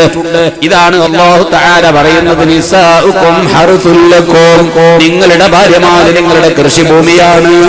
അത് നല്ല 1ാം നമ്പർ ഭൂമിയാണെങ്കിൽ നിങ്ങൾ ഫസവ്വിജൂഹു വഇല്ലാ തകുൻ ഫീഹി ഫിത്നതുൻ വഫസാദുൻ അരീൽ എന്ന് പറഞ്ഞ ആ കൃഷിഭൂമി നല്ല ഭൂമിയാണെങ്കിൽ, ഇദാ ഖതബ അഹദുകും മിമ്മൻ തറലൗ റദീഹു വഖുൽഖു, അവിടെ അന്ന് കൃഷി ചെയ്താൽ അതിൽ നിന്ന് ലഭിക്കുന്ന വിളവ് വിചാരിച്ചതിൽ കൂടുതൽ സുഭിക്ഷമായിരിക്കും. ബഹുമാനപ്പെട്ട അബൂ വിദാഅ റളിയല്ലാഹു അൻഹു സഈദ് ഇബ്നുൽ മുസയ്യിബ് റളിയല്ലാഹു അൻഹുവിന്റെ ശിഷ്യനാണ്. സഈദ് ഇബ്നുൽ മുസയ്യിബിന്റെ ദർസിൽ പഠിക്കുന്ന മുതഅല്ലിമാണ്. കുറച്ച് ദിവസം സഈദ് ഇബ്നുൽ മുസയ്യിബ് ആരാ നിങ്ങൾ ചിന്തിക്കണം, വലിയ മഹാനാണ്. അദ്ദേഹം വളരെ പിൽക്കാലത്ത് ജീവിച്ചപ്പോൾ ഒരുപാട് സ്വഹാബത്ത് വഫാത്തായി പോയിട്ട് പിന്നീട് ജീവിച്ചപ്പോൾ മഹാനായ സഈദ് ഇബ്നുൽ മുസയ്യിബ് റളിയല്ലാഹു അൻഹുവിന്റെ മകളെ അന്ന് രാജ്യം ഭരിക്കുന്ന അബ്ദുൽ മലിക് ഇബ്നു മർവാൻ തന്റെ മകൻ വലീദിനെ കൊണ്ട് വിവാഹാലോചന നടത്തി. അന്നത്തെ ഭരണാധികാരി അബ്ദുൽ മലിക്കാണ്, ഇബ്നു മർവാനാണ്. തന്റെ മകൻ രാജാവിന്റെ മകനാണ്, അടുത്ത കാലത്ത് രാജാവാകാൻ പോകുന്ന ആളാണ്. വിവാഹാലോചന നടത്തിയപ്പോൾ സഈദ് ഇബ്നു മുസയ്യിബ് സമ്മതിച്ചില്ല. എന്റെ മകൾക്ക് വലീദിനെ വേണ്ട, വലീദ് രാജാവാകാൻ പോകുന്ന ആളാണ്, ഇപ്പോഴത്തെ ഭരണാധികാരിയുടെ മകനുമാണ്, ആ വിവാഹം എനിക്ക് വേണ്ട എന്ന് നിരസിച്ചതിന്റെ പേരിൽ രാജാവ് ചാട്ടവാറ് കൊണ്ട് അടിക്കാൻ ഉത്തരവിട്ട് അടി കിട്ടിയിട്ട് ശരീരത്തിൽ മുറിവും രോഗവുമായിട്ട് ആ സഈദ് ഇബ്നുൽ മുസയ്യിബ് റളിയല്ലാഹു അൻഹു വഫാത്തായി പോയത്. ഭരണാധികാരിയുടെ മകനെ കൊണ്ട്, കോടീശ്വരനായ രാജാവിന്റെ മകനെ കൊണ്ട് വിവാഹം പറഞ്ഞിട്ട് സഈദ് ഇബ്നുൽ മുസയ്യിബ് സമ്മതിച്ചില്ല. അത് കാരണം രാജാവ് അടിച്ച് മുറിവേൽപ്പിച്ച് രോഗമായി മരിച്ചുപോയി. അതേസമയം സഈദ് ഇബ്നുൽ മുസയ്യിബ് ആർക്കാണ് വിവാഹം ചെയ്തു കൊടുത്തത്? അബൂ വിദാഅ റളിയല്ലാഹു അൻഹുവിനാണ്. അബൂ വിദാഅ ദർസിൽ വന്നു കാണുന്നില്ല. 2-3 ദിവസമായി ദർസിൽ വന്നിട്ട് ദർസിൽ വരുന്നത് കാണുന്നില്ല. കുറച്ച് ദിവസം കഴിഞ്ഞപ്പോ മുതഅല്ലിമീങ്ങളോട് ചോദിച്ചു, അബൂ വിദാഅ എവിടെ പോയി? അബൂ വിദാഅ റളിയല്ലാഹു അൻഹു ദർസിലേക്ക് കടന്നു വരുന്നു. അബൂ വിദാഅ നീ എവിടെ പോയിരുന്നു? ഉസ്താദേ, എന്റെ ഭാര്യ രോഗമായി കിടക്കുകയായിരുന്നു. സുഖമായോ? ഇല്ല, എന്റെ ഭാര്യ മരണപ്പെട്ടു പോയി. അപ്പൊ നിനക്കിനി ഒരു ഭാര്യ വേണ്ടേ? ഭാര്യയെ സ്വീകരിക്കാൻ മഹർ കൊടുക്കണ്ടേ? ഭാര്യയെ പോറ്റി വളർത്താൻ നിത്യജീവിതത്തിന് വക വേണ്ടേ? എന്റെ പക്കൽ 2 ദിർഹമിന് വകയില്ല. ഈ ദരിദ്രനായ മുട്ടാണം ദരിദ്രനായ എനിക്ക് ഉസ്താദിന്റെ മകളെ വിവാഹം ചെയ്തു തരാൻ ഞാൻ എന്തുകൊണ്ട് സ്വീകരിക്കും? പക്ഷേ ഉസ്താദ് ആ ഫഖീറായ അബൂ വിദാഅക്ക് ദർസിന്റെ മജ്ലിസിൽ വെച്ച് കൊണ്ടങ്ങ് നിക്കാഹ് ചെയ്തു കൊടുത്തു. അബൂ വിദാഅ സ്വീകരിച്ചു. അന്ന് രാത്രി അബൂ ബിദാ റളിയല്ലാഹു അൻഹു വീട്ടിൽ കിടക്കുന്നു. താൻ അങ്ങനെ ചിന്തിക്കുന്നു, പടച്ചവനെ, എന്തുകൊണ്ടാണ് എനിക്ക് ഉസ്താദ് ഈ ഫഖീറായ എനിക്ക് വിവാഹം ചെയ്തു തന്നത്? ഇന്ന് രാജ്യം ഭരിക്കുന്ന അബ്ദുൽ മലിക്കിന്റെ മകൻ വലീദിനെ കൊണ്ട്, ഭാവിയിൽ രാജ്യം ഭരിക്കാൻ പോകുന്ന വലീദിനെ കൊണ്ട് പറഞ്ഞിട്ട് സമ്മതിക്കാതെ ശിക്ഷ ഏറ്റുവാങ്ങേണ്ടി വന്ന ഉസ്താദ് ദരിദ്രനായ 2 ദിർഹമിന് വകയില്ലാത്ത എന്നെ കൊണ്ട് എന്തിനാ വിവാഹം ചെയ്തു തന്നത് എന്ന് ചിന്തിച്ചപ്പോ വാതിലിനൊരു ശബ്ദം കേൾക്കുന്നു, മുട്ടല് കേൾക്കുന്നു. തുറന്നു നോക്കിയപ്പോ സഈദ് ഇബ്നുൽ മുസയ്യിബ് റളിയല്ലാഹു അൻഹു ആണ് തന്റെ മകളെയും കൈപിടിച്ചുകൊണ്ട് പാതിരാവിൽ കടന്നു വന്നിരിക്കുകയാണ്. അല്ല അബൂ ബിദാ, നീ വിവാഹിതനാണ്, എന്റെ മകളും വിവാഹിതയാണ്. രണ്ടുപേരും നിക്കാഹ് കഴിഞ്ഞ സ്ഥിതിക്ക് ഇനി ഒറ്റക്ക് കിടക്കേണ്ട, എന്റെ മകളെ ഞാൻ നിനക്ക് ഏൽപ്പിച്ചു തരാൻ വന്നതാണ് എന്ന് പറഞ്ഞ് ഏൽപ്പിച്ചു കൊടുത്തുകൊണ്ട് തിരിച്ചുപോയി.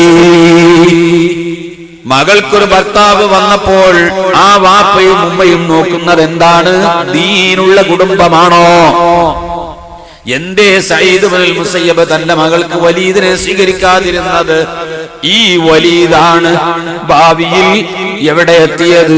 പരിശുദ്ധ കഅബാലയത്തിന്റെ മുകളിൽ കയറിയിട്ട് ഖുർആനിന്റെ കഷ്ണങ്ങൾ എടുത്തിട്ട് അത്തൂഇദു കുല്ല ജബ്ബാരിൻ അനീദി വഹാ അന ലാക ജബ്ബാറുൻ അനീദു ഇദാ മാ ജിഅത റബ്ബക യൗമ ഹശരി ഫഖുൽ യാ റബ്ബി മസഖനിൽ വലീദു. ജിന്നെ പറഞ്ഞ് പേടിപ്പിക്കുക, ഖുർആനോട് ചോദിക്കുകയാണ്, ജിന്നെ പറഞ്ഞ് പേടിപ്പിക്കുകയാണോ? കഅബാലയത്തിന്റെ മുകളിൽ കയറി ഖുർആനിന്റെ കഷ്ണങ്ങൾ നുള്ളിപ്പിച്ച് ചീന്തി പതാക ഉയർത്തുമ്പോൾ അങ്ങ് ഉയരത്തിലേക്ക് എത്തുന്ന അതിന്റെ തുണി വിടരുന്ന സമയത്ത് വിവർണങ്ങളായ പല കഷ്ണങ്ങൾ, പേപ്പർ കട്ടിങ്സുകളും അല്ലെങ്കിൽ തുണിക്കഷ്ണങ്ങളും നിറച്ചത്, അതിൽ നിന്ന് ചിന്നിച്ചിതറുന്നത് കാണാൻ ഒരു മനോഹരം കാഴ്ചയാണ്. അതുപോലെ മുസ്ഹഫിന്റെ കഷ്ണങ്ങൾ പിച്ച് ചീന്തിയിട്ട് കഅബത്തിന്റെ മുകളിൽ കയറി ഇവൻ കയ്യിൽ പിടിച്ച് ഉണ്ടയാക്കി പിടിച്ചിട്ട് അത് കഅബത്തിന്റെ മുകളിൽ നിന്ന് വലിച്ചെറിഞ്ഞപ്പോൾ അത് ചിന്നി ചിതറി വരുന്നത് കണ്ട് കൈയടിച്ച് ചിരിച്ചിട്ട് അവൻ പറയുകയാണ്, ഇദാ മാ ജിഅത റബ്ബക യൗമ ഹശരി ഫഖുൽ യാ റബ്ബി മസ്സഖനിൽ വലീദു. പറ, നാളെ പരലോകത്ത് വരുമ്പോ ആരടാ ഖുർആനെ നിന്നെ പറിച്ചു ചീന്തിയത് എന്ന് നിന്റെ പടച്ചോൻ നിന്നോട് ചോദിച്ചാൽ വലീദാണെന്ന് പറ, എനിക്കൊരു പേടിയുമില്ല എന്ന് ധിക്കാരം പറഞ്ഞ മനുഷ്യനാണ് ഭാവിയിൽ ഈ വലീദ്. ആ വലീദിനെ കൊണ്ടായിരുന്നു പണ്ട് സഈദ് ഇബ്നുൽ മുസയ്യിബിന്റെ മകളെ ചോദിച്ചത്, സഈദ് ഇബ്നുൽ മുസയ്യിബ് നിരസിച്ചത്. ആ വലീദ് പിന്നീട് ഇങ്ങനെ ആയത് നിങ്ങൾ ചിന്തിക്കണം. നമ്മുടെ മക്കൾക്കൊരു വിവാഹം വരുമ്പോൾ ആ വിവാഹം എങ്ങനെയായിരിക്കണം? ദീനുള്ളതാണോ? എങ്കിൽ ആ കുടുംബത്തിൽ സുരക്ഷിതത്വം പ്രതീക്ഷിക്കാം. അപ്പൊ കുടുംബ കലഹം പറയുമ്പോൾ കുടുംബ ജീവിതം എവിടെ നിന്ന് തുടങ്ങുന്നു? അത് വിവാഹ ജീവിതത്തിൽ നിന്ന് തുടങ്ങുന്നെങ്കിൽ ആ വിവാഹ ജീവിതത്തിന് തുടക്കം കുറിക്കുന്നത് നമ്മളൊരു പെണ്ണിനെ തിരഞ്ഞെടുക്കുന്നിടത്തല്ലേ? ആ പെണ്ണ് എങ്ങനത്തെ പെണ്ണാവണം? ദീനുള്ള പെണ്ണാവണം. ഇന്ന് ഒരു പെണ്ണിനെ തിരഞ്ഞെടുക്കുന്നത് സമ്പത്തിന് വേണ്ടിയാണ്. എത്രയാണ് ആ പെണ്ണിനെ വിവാഹം ചെയ്യുന്ന സമയത്ത് സ്ത്രീധനം ചോദിക്കാൻ കഴിയുന്നത് അത്രയും ചോദിച്ചുകൊണ്ട് കുടുംബത്തിൽ നിന്ന് എന്റെ മകന് ഒരു ഓട്ടോറിക്ഷ വാങ്ങണമെങ്കിൽ മകനെ കൊണ്ട് വിവാഹം ചെയ്യിപ്പിച്ച സ്ത്രീധന പണം കൊണ്ടാണ് ഓട്ടോറിക്ഷ വാങ്ങുന്നത്, കച്ചവടം തുടങ്ങുന്നത്, ഗൾഫിലേക്ക് പോകുന്നത്, അല്ലെങ്കിൽ പറമ്പ് വാങ്ങുന്നത്. ഇതിനു വേണ്ടിയാണ്, സമ്പത്തിന് വേണ്ടിയാണ് ഒരു പെണ്ണിനെ സ്വീകരിക്കുന്നതെങ്കിൽ ഒന്നുകൂടി ചിന്തിച്ചോ.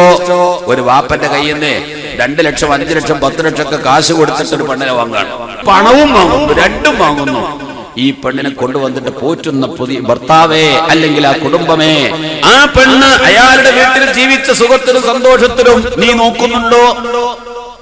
കഷ്ടപ്പാടും വേണ്ടേ? ഇതൊക്കെ നീതിയാണോ, മര്യാദയാണോ? ആ പെണ്ണിന്റെ വീട്ടിൽ എത്ര സന്തോഷത്തിനും സൗകര്യത്തിനും ജീവിച്ചിട്ടുണ്ട്.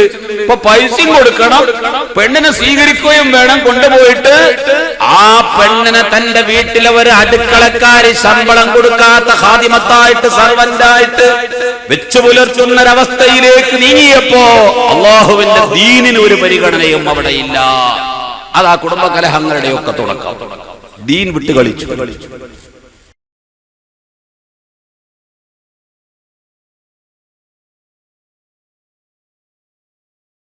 അല്ലാഹുവിന്റെ റസൂൽ പറഞ്ഞിട്ടുണ്ട്, ദീൻ പരിഗണിക്കണം എന്ന് പറഞ്ഞത് ഒരു വാക്കും കൂടി പറഞ്ഞ് ഞാൻ അതിൽ നിന്ന് മാറുന്നു. ദീൻ പരിഗണിക്കണം. ദീൻ പരിഗണിച്ചില്ലെങ്കിൽ ഉണ്ടാകുന്ന വിപത്ത്.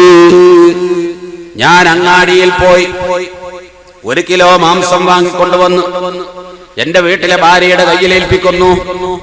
ഭാര്യ അത് മുറിച്ച് കഴുകി വൃത്തിയാക്കി എനിക്ക് പാകം ചെയ്തു തരുന്നു. നോമ്പ് തുറക്കാൻ നേരത്ത് ഇറച്ചിക്കറി വേണം, പത്തിരി വേണം. ഇത് പാകം ചെയ്തു തരുന്നിടത്ത് പ്രിയപ്പെട്ട സഹോദരിമാരെ, ഒന്നുകൂടി നിങ്ങൾ മനസ്സിലാക്കേണ്ട, ഗൗരവത്തിലെടുക്കേണ്ട കാര്യമാണ്. ഈ മാംസം കഴുകി വൃത്തിയാക്കുമ്പോൾ അതിൽ രക്തമുണ്ടല്ലോ, അത് നജിസല്ലേ? രക്തം നജിസാണ്.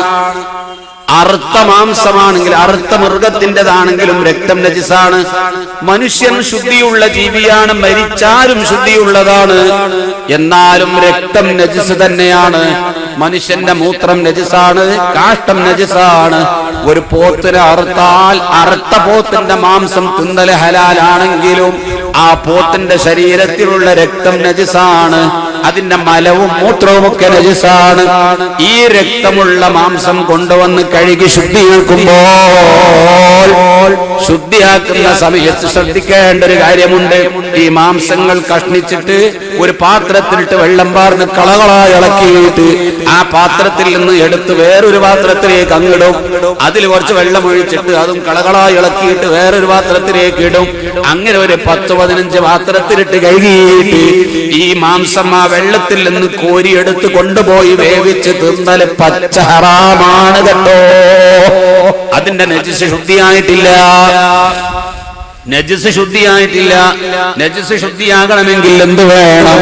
ആ നജിസായ വസ്തു കഴുകുന്ന സമയത്ത് അത് കഴുകിയിട്ട് അതിന്റെ മാംസത്തിന്റെ കറ, അതിന്റെ രക്തത്തിന്റെ കറ കളഞ്ഞതിന് ശേഷം ഒരു ടാപ്പ് തുറന്നിട്ട് ആ വെള്ളത്തിന്റെ അടിയിലേക്ക് അതിനെ കാട്ടിപ്പിടിക്കണം. അതിലൂടെ വെള്ളം ഒഴുകിയിട്ട് പുറത്തോട്ട് ആ വെള്ളം ഒഴുകി പോകണം. ഒരു പാത്രത്തിലിട്ട് കഴുകിയാൽ പറ്റില്ല.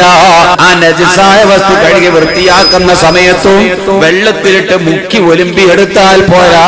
അതിന്റെ മുകളിൽ എല്ലാ പണിയും കഴിഞ്ഞിട്ട് സോപ്പിട്ട് കഴുകി വൃത്തിയാക്കല് കഴിഞ്ഞിട്ട് തെറിക്കാത്ത ശുദ്ധിയുള്ള തുഹൂറായ വെള്ളം ഈ മാംസത്തിന്റെ മുകളിൽ, മത്സ്യം കഴുകുമ്പോ മത്സ്യത്തിന്റെ മുകളിൽ, വസ്ത്രം കഴുകുമ്പോ വസ്ത്രത്തിന്റെ മുകളിൽ തെറിക്കാത്ത തുഹൂറായ വെള്ളം ഒഴിച്ച് ആ വെള്ളം പുറത്തോട്ട് ഒഴുക്കി കളഞ്ഞ് എന്നിട്ട് കൊണ്ടുപോയി പിഴിഞ്ഞ് തോരട്ടാൽ, ഉണക്കിയിട്ടാൽ, അല്ലെങ്കിൽ ആ മാംസം വേവിച്ചാൽ മാത്രമേ അത് തിന്നാൻ പറ്റൂ.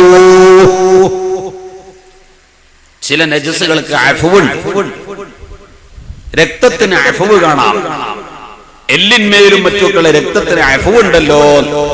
അഫ്വുള്ള വസ്തുവിന്റെ അഫ്വ് കിട്ടണമെങ്കിൽ അത് അങ്ങനെ തന്നെ കൈകാര്യം ചെയ്യണം. കഴുകിയാൽ അതിന്റെ അഫ്വ് പോകും. അത് അതിന്റെ ഇടയ്ക്ക് മനസ്സിലാക്കേണ്ട ഒരു കാര്യമാണ്. പള്ളിയിലേക്ക് നിസ്കരിക്കാൻ പോകുമ്പോൾ നല്ല ശക്തമായ ഘോരമായ മഴ കുത്തിച്ചൊരിയുന്നു. കൊട പിടിച്ച് സൂക്ഷിച്ച്, വളരെ സൂക്ഷിച്ചിട്ടാ പോകുന്നത്. എത്ര സൂക്ഷിച്ചാലും കുറച്ച് തെറിക്കാതിരിക്കുക. തെറിച്ചതോ തനി നജിസായ വെള്ളം ഉറപ്പാ. അല്പം തെറിച്ചുപോയി. പള്ളിയിൽ ചെന്നിട്ട് ചില മനുഷ്യന്മാരെന്ത് ചെയ്യും? പുറത്തുള്ള ടാപ്പെന്നോ ഹൗലെന്നോ ആ നജിസായ ചളി തെറിച്ച ഭാഗം പിടിച്ചിട്ട് അങ്ങ് കഴുകും. കഴുകിയാ അതിന്റെ അഴകവും പോയി. അത് അങ്ങനെ തന്നെ കയറി നിസ്കരിക്കുകയാണെങ്കിൽ വിരോധമില്ല. കഴുകിയാൽ എന്തുകൊണ്ട് അകവും പോയി? കഴുകിയാൽ പിന്നെ നിറം മണ രുചി പോകണം കഴുകണം. അല്ലെങ്കിൽ ആദ്യം പണിക്ക് നിൽക്കണ്ട. അപ്പൊ അഫ്വുള്ള ഒരു വസ്തുവിന്റെ അഫ്വ് കിട്ടണമെങ്കിൽ അത് അങ്ങനെ തന്നെ ചെയ്യണം. ആ അഫ്വ് കഴുകിയാൽ പിന്നെ നിറം മണം രുചി പോകുന്നത് വരെ കഴുകിയെങ്കിലേ കഴുകിയതിന്റെ ഫലം ഉള്ളൂ. ഇപ്പൊ എന്ത് പറഞ്ഞാലും ചിലപ്പോൾ എന്തുണ്ടാകും? ഈ എല്ലിന്മേലൊക്കെ ഉള്ള രക്തത്തിന് അഫ്വില്ലേ എന്നൊരു ചോദ്യം നിങ്ങളുടെ മനസ്സിൽ ഉദിച്ചു വരുന്നെങ്കിൽ അതിന്റെ അഫ്വ് എപ്പോഴാണ്? അത് നേരിട്ട് തിന്നുമ്പോഴാ. അല്ലെങ്കിൽ അതിന് അഫ്വില്ല.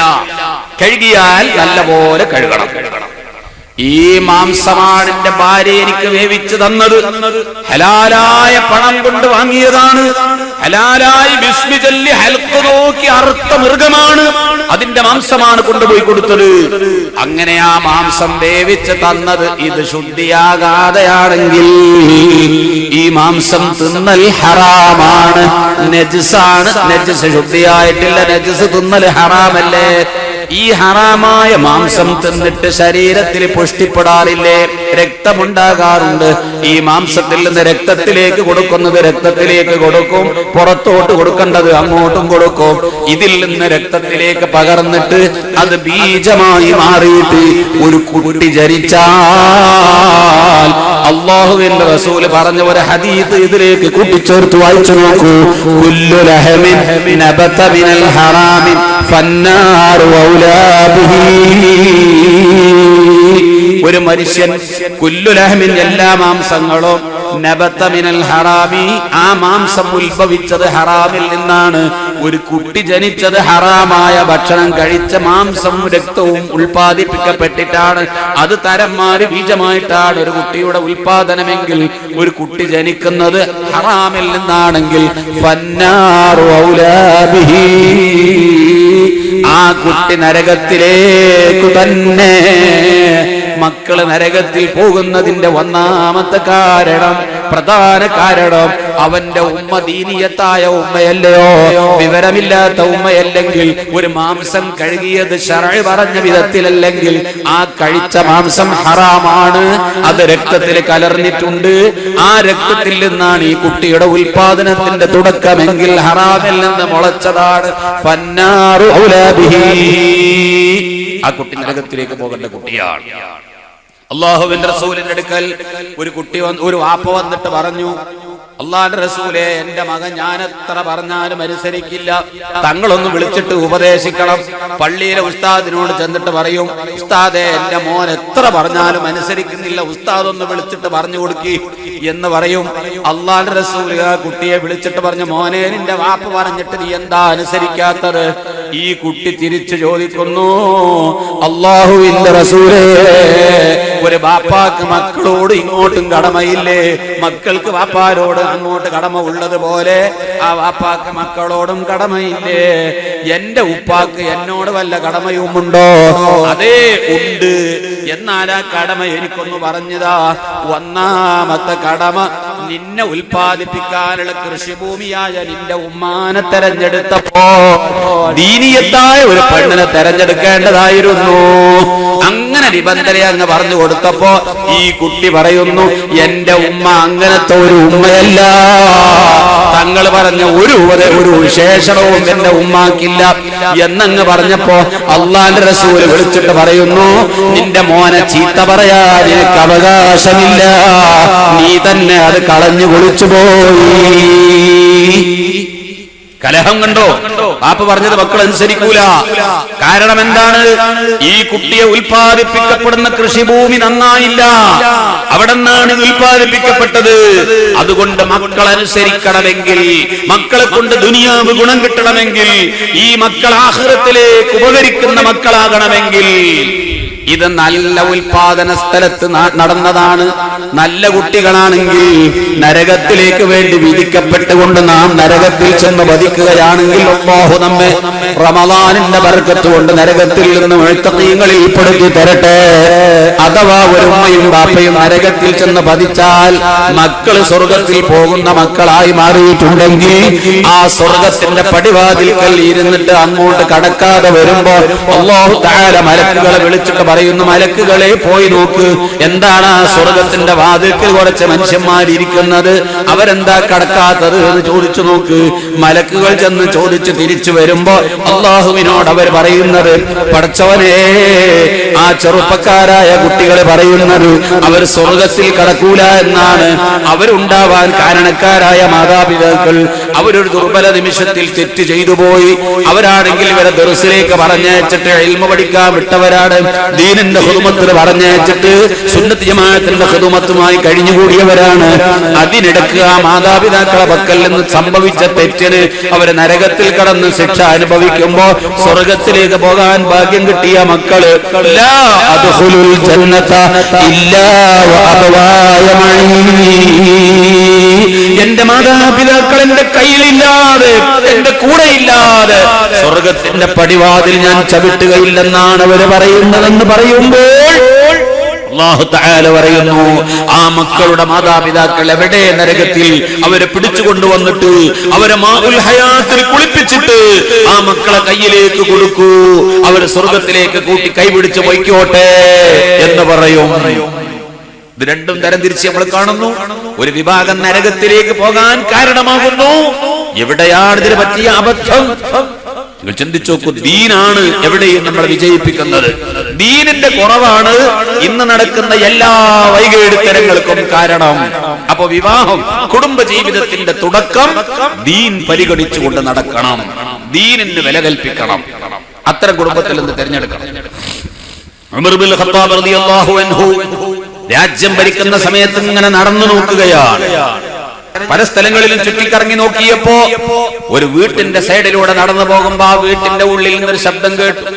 ചെറിയ ഒരു ചിമ്മിനി വിളക്ക് കത്തിച്ചതുപോലെയുള്ള ചെറിയ വെളിച്ചത്തിൽ ഉമർ റളിയല്ലാഹു അൻഹു ആ വീട്ടിന്റെ സൈഡിൽ ചെന്ന് നോക്കിയപ്പോൾ അതിന്റെ ഉള്ളിൽ നിന്ന് കേൾക്കുന്ന ശബ്ദം ശ്രദ്ധിച്ചു. വയസ്സായ ഒരു കിഴവിയായ ഉമ്മ തന്റെ മകളോട് പറയുന്നു, മകളെ, പാൽക്കാരൻ വരാനായി, നേരം വെളുക്കാറായി, എത്രയും പെട്ടെന്ന് എഴുന്നേറ്റുകൊണ്ട് ആ പശുവിനെ കറക്ക്. പശുവിനെ കറന്ന് അതിന്റെ പാലിൽ ഒരല്പം വെള്ളം ചേർക്ക്. പാൽക്കാരൻ വരുമ്പോഴേക്ക് അത് ചെയ്യണം.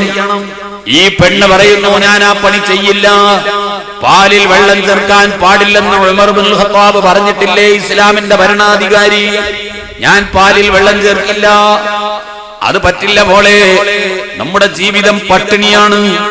2 ഗ്ലാസ് പാല് വിറ്റിട്ട് നമുക്കിങ്ങനെ ജീവിക്കാൻ കഴിയും. 1 ഗ്ലാസ് വെള്ളവും കൂടി അതിൽ ചേർക്ക്.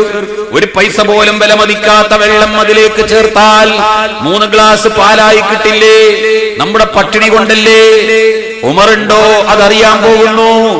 അപ്പോഴതാ പെൺകുട്ടി പറയുന്നു, ഞാൻ ഒരിക്കലും അതിൽ വെള്ളം ചേർക്കില്ല. അത് ഉമർ അറിഞ്ഞില്ലെങ്കിലും ഉമർ ഇബ്നുൽ ഖത്താബ് റളിയല്ലാഹു അൻഹുവിനെയും എന്നെയും നിങ്ങളെയും സൃഷ്ടിച്ച റബ്ബ് അതറിയുകയില്ലേ? എന്താണ് റബ്ബിനോട് നമ്മൾ മറുപടി പറയുന്നത്? പട്ടിണി കിടന്ന് മരിച്ചാലും പാലിൽ വെള്ളം ചേർത്ത് കാശുണ്ടാക്കി ജീവിതം സുഭിക്ഷമാക്കണ്ട. ആ പെൺകുട്ടി പറഞ്ഞ മറുപടി കേട്ടപ്പോൾ സന്തോഷിച്ച ഖലീഫ ഉമർ ഇബ്നുൽ ഖത്താബ് റളിയല്ലാഹു അൻഹു ആ വീട് മാർക്ക് ചെയ്തു.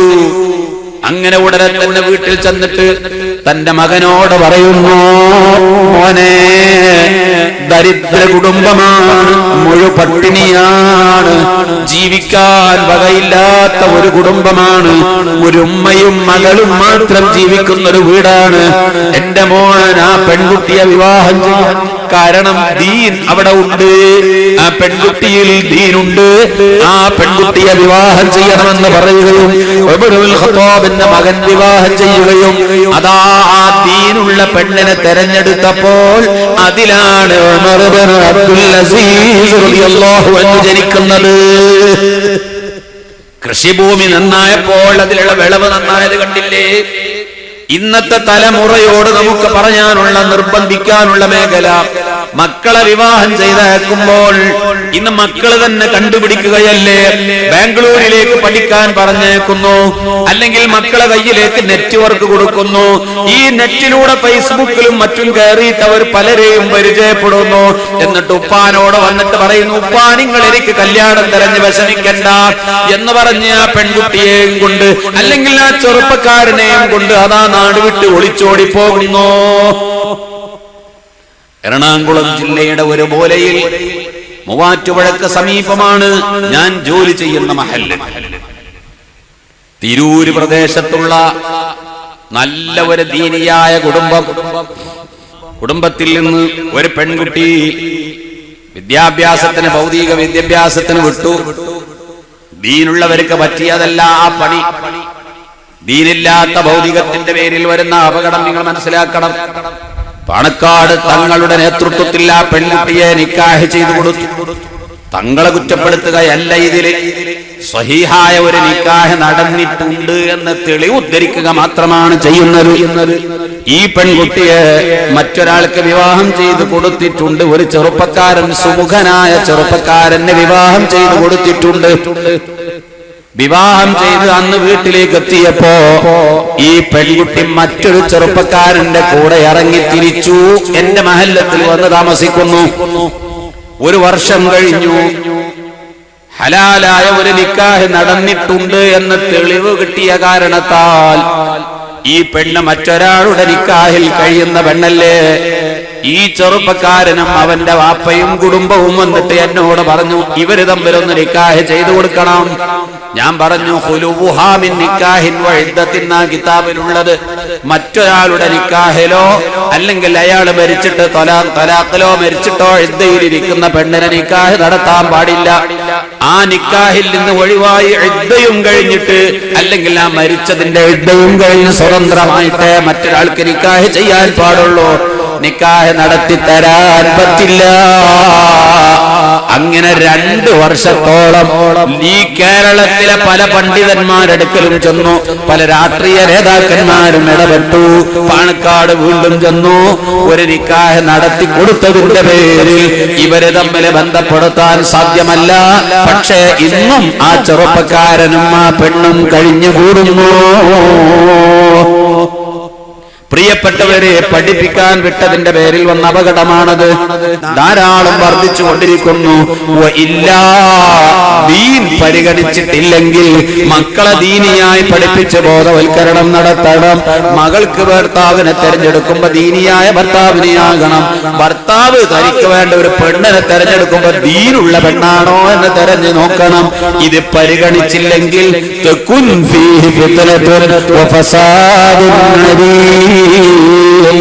ദൂരവ്യാപകമായ പ്രത്യാഘാതങ്ങൾ സംഭവിക്കുമെന്ന് പറഞ്ഞത് ഇന്ന് നമ്മൾ വായിച്ചുകൊണ്ടിരിക്കുകയല്ലേ, അനുഭവത്തിലും പത്രങ്ങളിലും.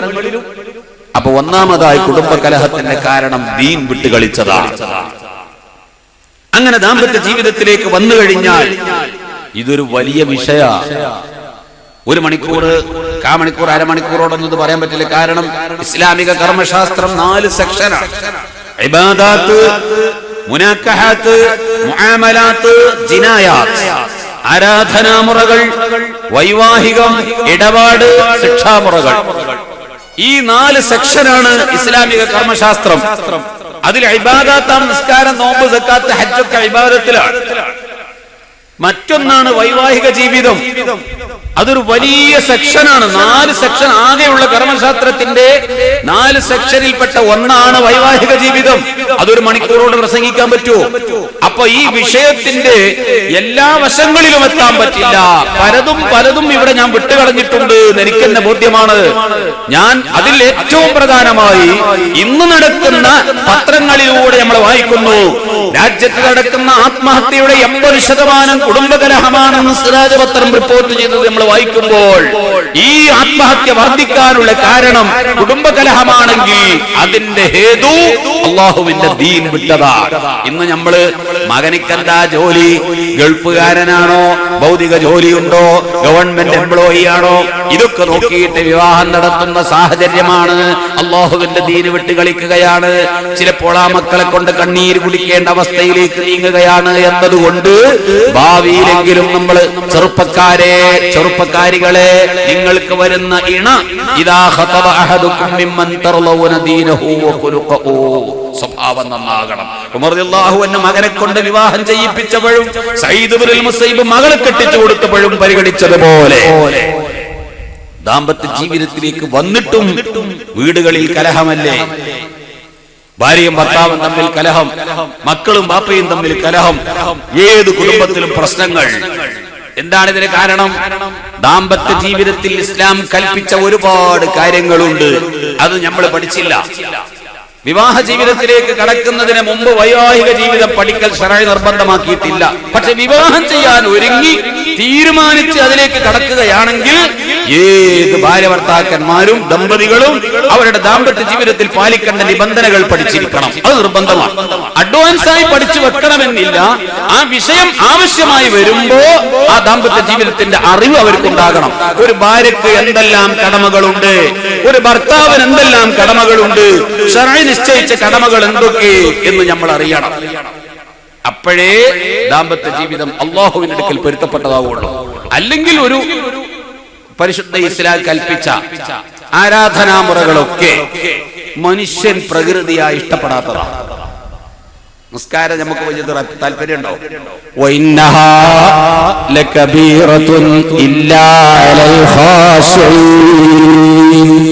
അല്ലാഹുവിനെ ഭയപ്പെടുന്നവർക്കല്ലാത്തവർക്കൊക്കെ നിസ്കാരം ഭാരമാണ്. ആലിമീങ്ങൾ അല്ലാഹുവിനെ ഭയപ്പെടുന്ന ഉലമാക്കന്മാരും സാലിഹീങ്ങളുമായ ആളുകൾക്കേ ഉള്ളൂ നിസ്കാരം ഭാരമല്ലാത്തത്. അവർക്ക് എന്തുകൊണ്ട് ഭാരമല്ലാതെയായി പോയി? അല്ലാഹുവിനുള്ള ഭയം കാരണം ആ ഭാരം നീക്കി സന്തോഷം വന്നതാ. പ്രകൃതിയാ മനുഷ്യ പ്രകൃതി ഇഷ്ടപ്പെടാത്തതാണ്. സക്കാത്ത് കൊടുക്കാൻ ഇഷ്ടമുണ്ടോ? അധ്വാനിച്ചുണ്ടാക്കിയ ഞാൻ അധ്വാനിച്ച പണം എടുത്തിട്ട് വെറുതെ അങ്ങ് കൊടുക്കണ്ടേ? അത് പലരും താല്പര്യപ്പെടുന്നതല്ല. നോമ്പ് നോൽക്കാൻ പലരും ഇഷ്ടപ്പെടുന്നതല്ല. വിശേഷിച്ച് 14 മണിക്കൂർ നോമ്പ് നോൽക്കണം. മഴക്കാലമായതുകൊണ്ടല്ലേ നമ്മൾ ക്ഷീണമറിയാത്തത്. നോമ്പ് നോൽക്കുന്നത് പ്രകൃതിയാ മനുഷ്യൻ ഇഷ്ടപ്പെടുന്നതാണോ? അല്ല. ഇങ്ങനെ ഏത് ആരാധന ചിന്തിച്ചാലും മനുഷ്യ പ്രകൃതി ഇഷ്ടപ്പെടുന്നതല്ല. മനുഷ്യ പ്രകൃതി ഇഷ്ടപ്പെടുന്ന ഒരേ ഒരൊറ്റ കർമ്മം നിക്കാഹ് മാത്രമാണ്. വൈവാഹിക ജീവിതം ഏത് മനുഷ്യനും പ്രകൃതിയായി ഇഷ്ടപ്പെടുന്നതാണ്. ആ ഇഷ്ടപ്പെട്ട ജീവിതം ഒരാരാധനയായി, ഒരു അമലായി, ഒരു ഇബാദത്തായി മാറാൻ അല്ലാഹുവും റസൂലും കൽപ്പിച്ചിട്ടുള്ള ചില നിബന്ധനകളുണ്ട്. ആ നിബന്ധന പാലിച്ചു മാത്രമേ ജീവിക്കാവൂ. ഒരു ഭർത്താവ് ജീവിതത്തിലേക്ക് ഭാര്യ കടന്നു വന്നാൽ ചിന്തിക്കണം കേട്ടോ. ഇന്ന് ഉച്ചക്ക് 12 മണിക്ക് ഒരു പെണ്ണിനെ ഒരാൾ നിക്കാഹ് ചെയ്താൽ, പ്രിയപ്പെട്ടവരെ നമ്മൾ മനസ്സിലാക്കണം, നാളെ അല്ലാഹുവിന്റെ കോടതിയിൽ ഇനി ഇവിടെ നിന്ന് അങ്ങോട്ട് ഇതുവരെ ഞാൻ 5 വഖ്ത് നിസ്കാരത്തിന്റെ മറുപടി പറഞ്ഞാൽ മതിയായിരുന്നു. ഇനി ഇവിടെ നിന്ന് അങ്ങോട്ട് 10 വഖ്ത് നിസ്കാരത്തിന് ഞാൻ മറുപടി പറയണം. റമദാൻ മാസം എന്റെ നോമ്പിനെ കുറിച്ച് മറുപടി പറഞ്ഞാൽ മതിയായിരുന്നു. ഇവിടെ നിന്ന് അങ്ങോട്ട് ഞാൻ 2 റമദാനിന്റെ മറുപടി പറയണം. എന്തേ അത്? എന്റെ നിസ്കാരത്തെ കുറിച്ച് അല്ലാഹു തആല എന്നോട് ചോദിക്കും, ഞാൻ അതിന്റെ മറുപടി പറയണം. അതേ സമയത്ത് എന്റെ ഭാര്യ എന്റെ ഖുസൂർ കൊണ്ട് എന്തെങ്കിലും വീഴ്ച കൊണ്ട് നിസ്കാരം ഖളാക്കിയാൽ അതിനും കൂടി ഞാൻ ശിക്ഷിക്കപ്പെടും. എന്റെ ഭാര്യ നിസ്കാരം ഉപേക്ഷിച്ചിട്ടുണ്ടെങ്കിൽ എന്നോട് ചോദ്യം ചെയ്യപ്പെടും. അതിന്റെ മറുപടിയും ഞാൻ പറയണം. പെണ്ണ് നിസ്കരിക്കാത്തതിന് പെണ്ണിനെ ശിക്ഷിക്കുന്നത് പോലെ ആ പെണ്ണിന്റെ ഉത്തരവാദിത്തം അല്ലാഹു എന്നെ ഏൽപ്പിച്ചിട്ടുണ്ട്.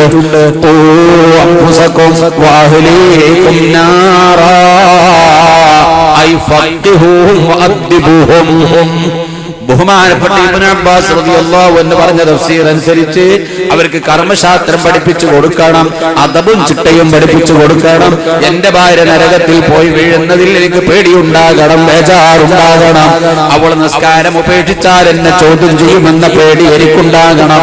അപ്പൊ ഒരു ഭർത്താവ് 10 വഖ്ത് നിസ്കാരത്തിന് മറുപടി പറയണ്ടേ? നിങ്ങൾ ചിന്തിച്ചു നോക്കൂ. ബാധ്യത എത്ര വലുതാണ്.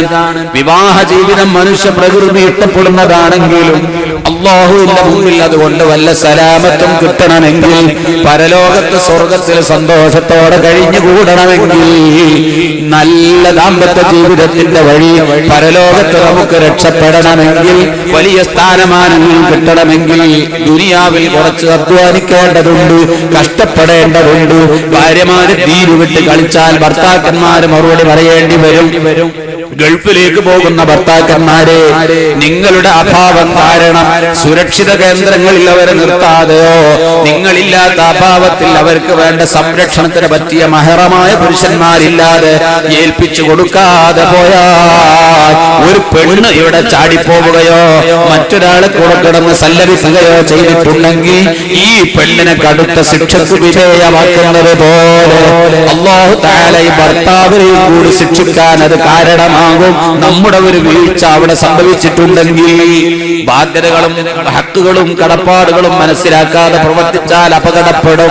ഇത് പഠിക്കണമെന്ന് മാത്രമേ ഞാനിപ്പോൾ എണ്ണി പറയുന്നുള്ളൂ. ഒരു 12ഓളം ഹഖൂഖുകൾ പറയാനുണ്ട്. അത് എണ്ണി പറയാൻ ഞാനിപ്പോൾ ഉദ്ദേശിക്കുന്നില്ല. സമയം വളരെ പരിമിതമാണ്. ഞാൻ നീട്ടിക്കൊണ്ടു പോകുന്നില്ല. ഒരുപാട് കാര്യങ്ങൾ ഇവിടെ നടക്കാനുണ്ട്. ഒന്ന് മാത്രം പറഞ്ഞു നിർത്തട്ടെ. ദാമ്പത്യ ജീവിതത്തിന്റെ തകരാറ് മുഴുവനും സ്നേഹമില്ലാത്തതിന്റെ പേരിൽ സംഭവിക്കുന്നതാണ്. തമ്മിൽ സംഭവിക്കുന്ന പല അപകടങ്ങളും ക്ഷമിക്കാനും സഹിക്കാനും കഴിയാത്തതിന്റെ പേരിൽ വരുന്നതാണ്. ഈ രണ്ട് പ്രധാന കാര്യങ്ങൾ. ദാമ്പത്യ ജീവിതത്തിലേക്ക് ഒരു പെണ്ണ് കടന്നു വന്നാൽ ചെറുപ്പക്കാരാ നീ ആദ്യം ചെയ്യേണ്ടത് എന്താണ്? ആ പെണ്ണിന് നിറഞ്ഞ സ്നേഹം കൊടുക്കലാണ്. ആത്മാർത്ഥമായ സ്നേഹം ആ പെണ്ണിന് കൊടുക്കണം. പെണ്ണ് തിരിച്ച് ഇങ്ങോട്ടും. ഒരു ജീവിതത്തിന്റെ ഭദ്രതയ്ക്ക് ആദ്യം ആവശ്യം വരുന്നത് അതാ, സ്നേഹമാണ്. പലയിടത്തും ഇന്ന് നഷ്ടപ്പെട്ടതും അതാ. പരിശുദ്ധ ഇസ്ലാമിന്റെ അടിസ്ഥാന തത്വം അതല്ലേ? നബി സല്ലല്ലാഹു അലൈഹി വസല്ലമ തങ്ങളുടെ ശരീഅത്ത് പിൻപറ്റണമെങ്കിൽ, ഇത്തിബാഅ് പൂർത്തിയാകണമെങ്കിൽ തങ്ങളെ സ്നേഹിക്കണം. ഇവിടെ ചില മനുഷ്യന്മാര് പറയും അല്ലാഹുവിന്റെ റസൂലിനെ സ്നേഹിക്കുക എന്ന് പറഞ്ഞാൽ എന്താണ്? തങ്ങൾ കൊണ്ടുവന്ന ശരീഅത്ത് പിൻപറ്റലാണ് എന്ന് പരിമിതപ്പെടുത്തുന്ന ചില കൂട്ടരുണ്ട്. ഇടയ്ക്ക് വെച്ച് ഞാനൊന്ന് ചോദിച്ചോട്ടെ, അല്ലാഹുവിന്റെ റസൂലിനെ സ്നേഹിക്കുക എന്ന് പറഞ്ഞാൽ റസൂലുള്ളാഹിന്റെ ശരീഅത്ത് പിൻപറ്റലാണെങ്കിൽ സ്വഹീഹുൽ ബുഖാരിയിൽ ഒരു ഹദീസ് കാണാം. അല്ലാഹുവിന്റെ റസൂലിന്റെ കാലത്ത് ഒരു മനുഷ്യൻ കള്ളു കുടിച്ചു. കുടിച്ച ആള് സഹാബി തന്നെയാണ്. അല്ലാഹുവിന്റെ റസൂലിന്റെ അടുക്കൽ ഇടക്കൊക്കെ വരുന്ന ആളാണ്. ഒരു കുഗ്രാമത്തിൽ ജീവിക്കുന്ന വ്യക്തിയാണ്. വല്ലപ്പോഴൊക്കെ ടൗണിലും മദീനത്തും വരികയുള്ളൂ. ടൗണിൽ വരുമ്പോൾ റസൂലുള്ളാഹിന്റെ അടുത്തൊന്ന് കയറിയിട്ട് ഇറങ്ങിപ്പോകും. അത്രയൊക്കെ അദ്ദേഹത്തിന് ബന്ധമുണ്ടാകൂ എന്നാണ് നമ്മൾ മനസ്സിലാക്കേണ്ടത്. നബുവത്തിന്റെ ചാരത്ത് ഓരം പറ്റി ജീവിക്കുന്ന ഒരു സഹാബിയുടെ പക്കൽ ഇത് സംഭവിക്കുമോ?